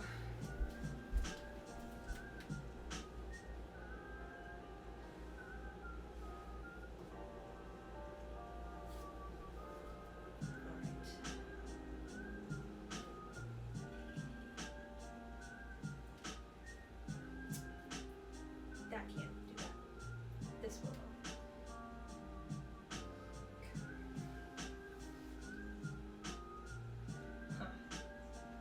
How am I going to attach that?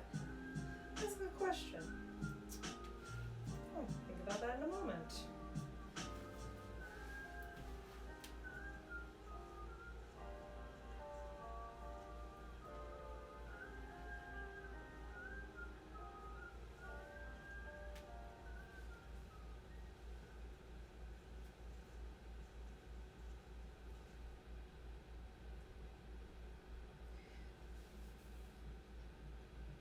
Nope.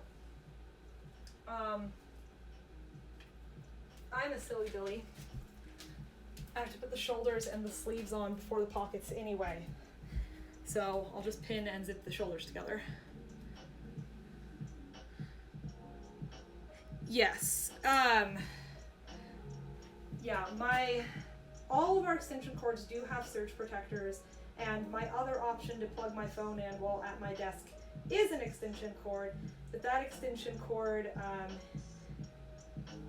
has turned itself off for surge protection before because it is plugged into the same outlet that the microwave is plugged into, and that extension cord is used for charging the vacuum cleaner, the Instapot, and my kettle.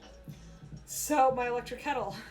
So it has turned itself off when I plugged in a hair dryer. So having just the twinkly lights in my phone charger is probably safer because they're plugged into an outlet solely dedicated to themselves. There are 2 sets of twinkly lights coming out of that outlet. I'm gonna put those shoulders together, then I will call it a day.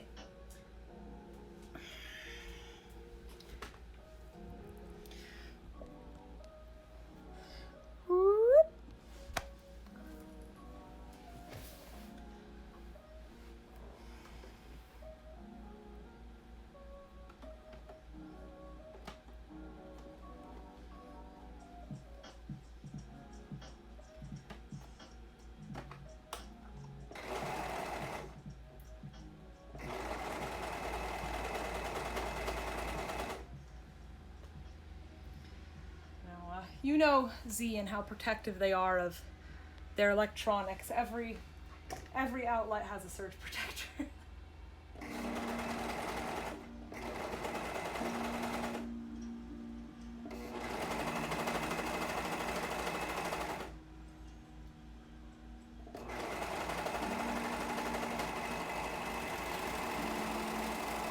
And we have a little extra renter's insurance because of things like multiple gaming consoles and sewing machines. Like, we're trying to be as responsible as we can with our stuff. Take care of it. One of the few things I'd say that we're not always great about is actually using coasters. Which you'd think would be a pretty simple thing to do.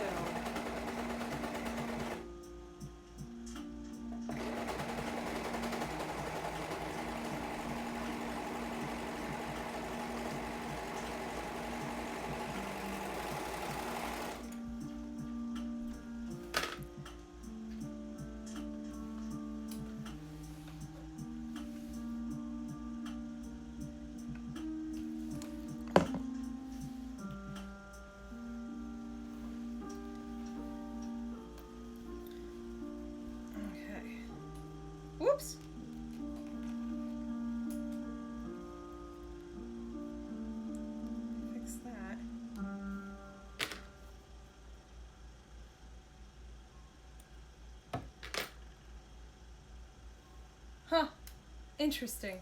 No, I mean like, so let me just walk you over there. It's like, this is our microwave one, and this has surge protector in it. And I have my computer and the vacuum plugged in right now. And then back behind there is the outlet where the microwave is plugged into. But yes, that has surge protector on it. We have a longer one back here that has surge protector like at the base. And then the outlet, walk you all over the apartment. The outlet over here literally just has twinkly lights. I've just got 2 sets of twinkly lights plugged into it. I do need to replace this strand because it's completely out, which is useful, but the other one is fine.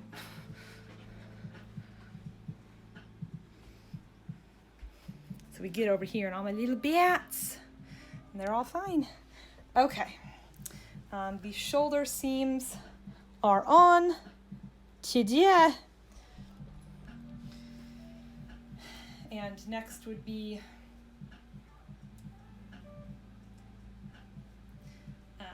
next would be the sleeves. I still have some questions for myself about how that one shoulder seam is going to work. I think I'm going to have to put snaps or buttons up at the top as well, but I'll figure it out as I go. All right. I'm going to fold up project and put it in its little bucket.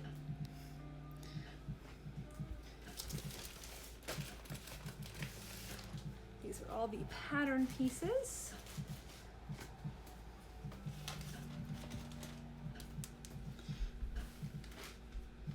I'm going to get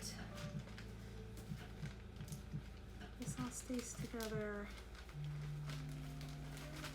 This all stays together. Sleeve. Yep, okay, good. Pattern pieces.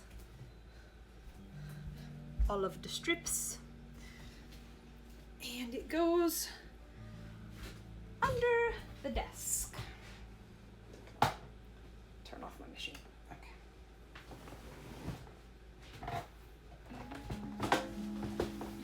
Okay.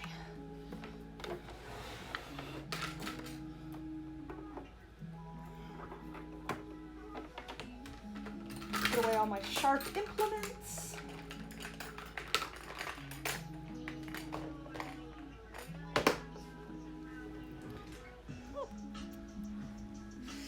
So we'll just camera up right there so you can see. So that goes under the desk. There are the bags. I grab the beaker face, put it right there. These pedals get pulled up. I have baby gate. Oh, the buttons.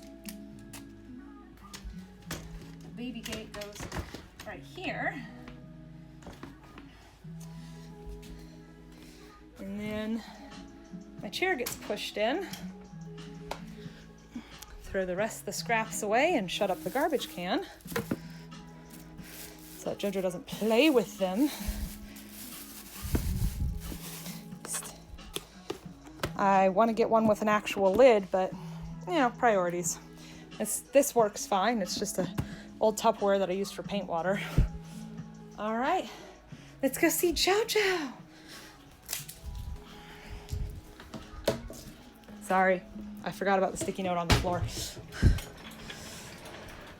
This is our little cart that I just push out of the way for when I'm cutting. And also then Jojo isn't like reaching under the door. Hello! Wow, you ran fast. Hi, sweetheart. Do you want some snuggle? Oh, big stretchings. Yes. Yes, snuggles. Oh. Snuggles. You want to come up? Want to come up? Hi, baby. Oh, she's so interested in the camera. Here, let me turn you around.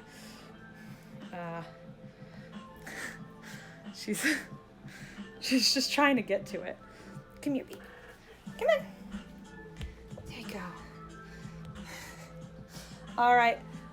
Bye, thank you for stopping by. She has gotten big. I'm going to feed her lunch, feed myself lunch, and actually take a break because I worked through my weekend.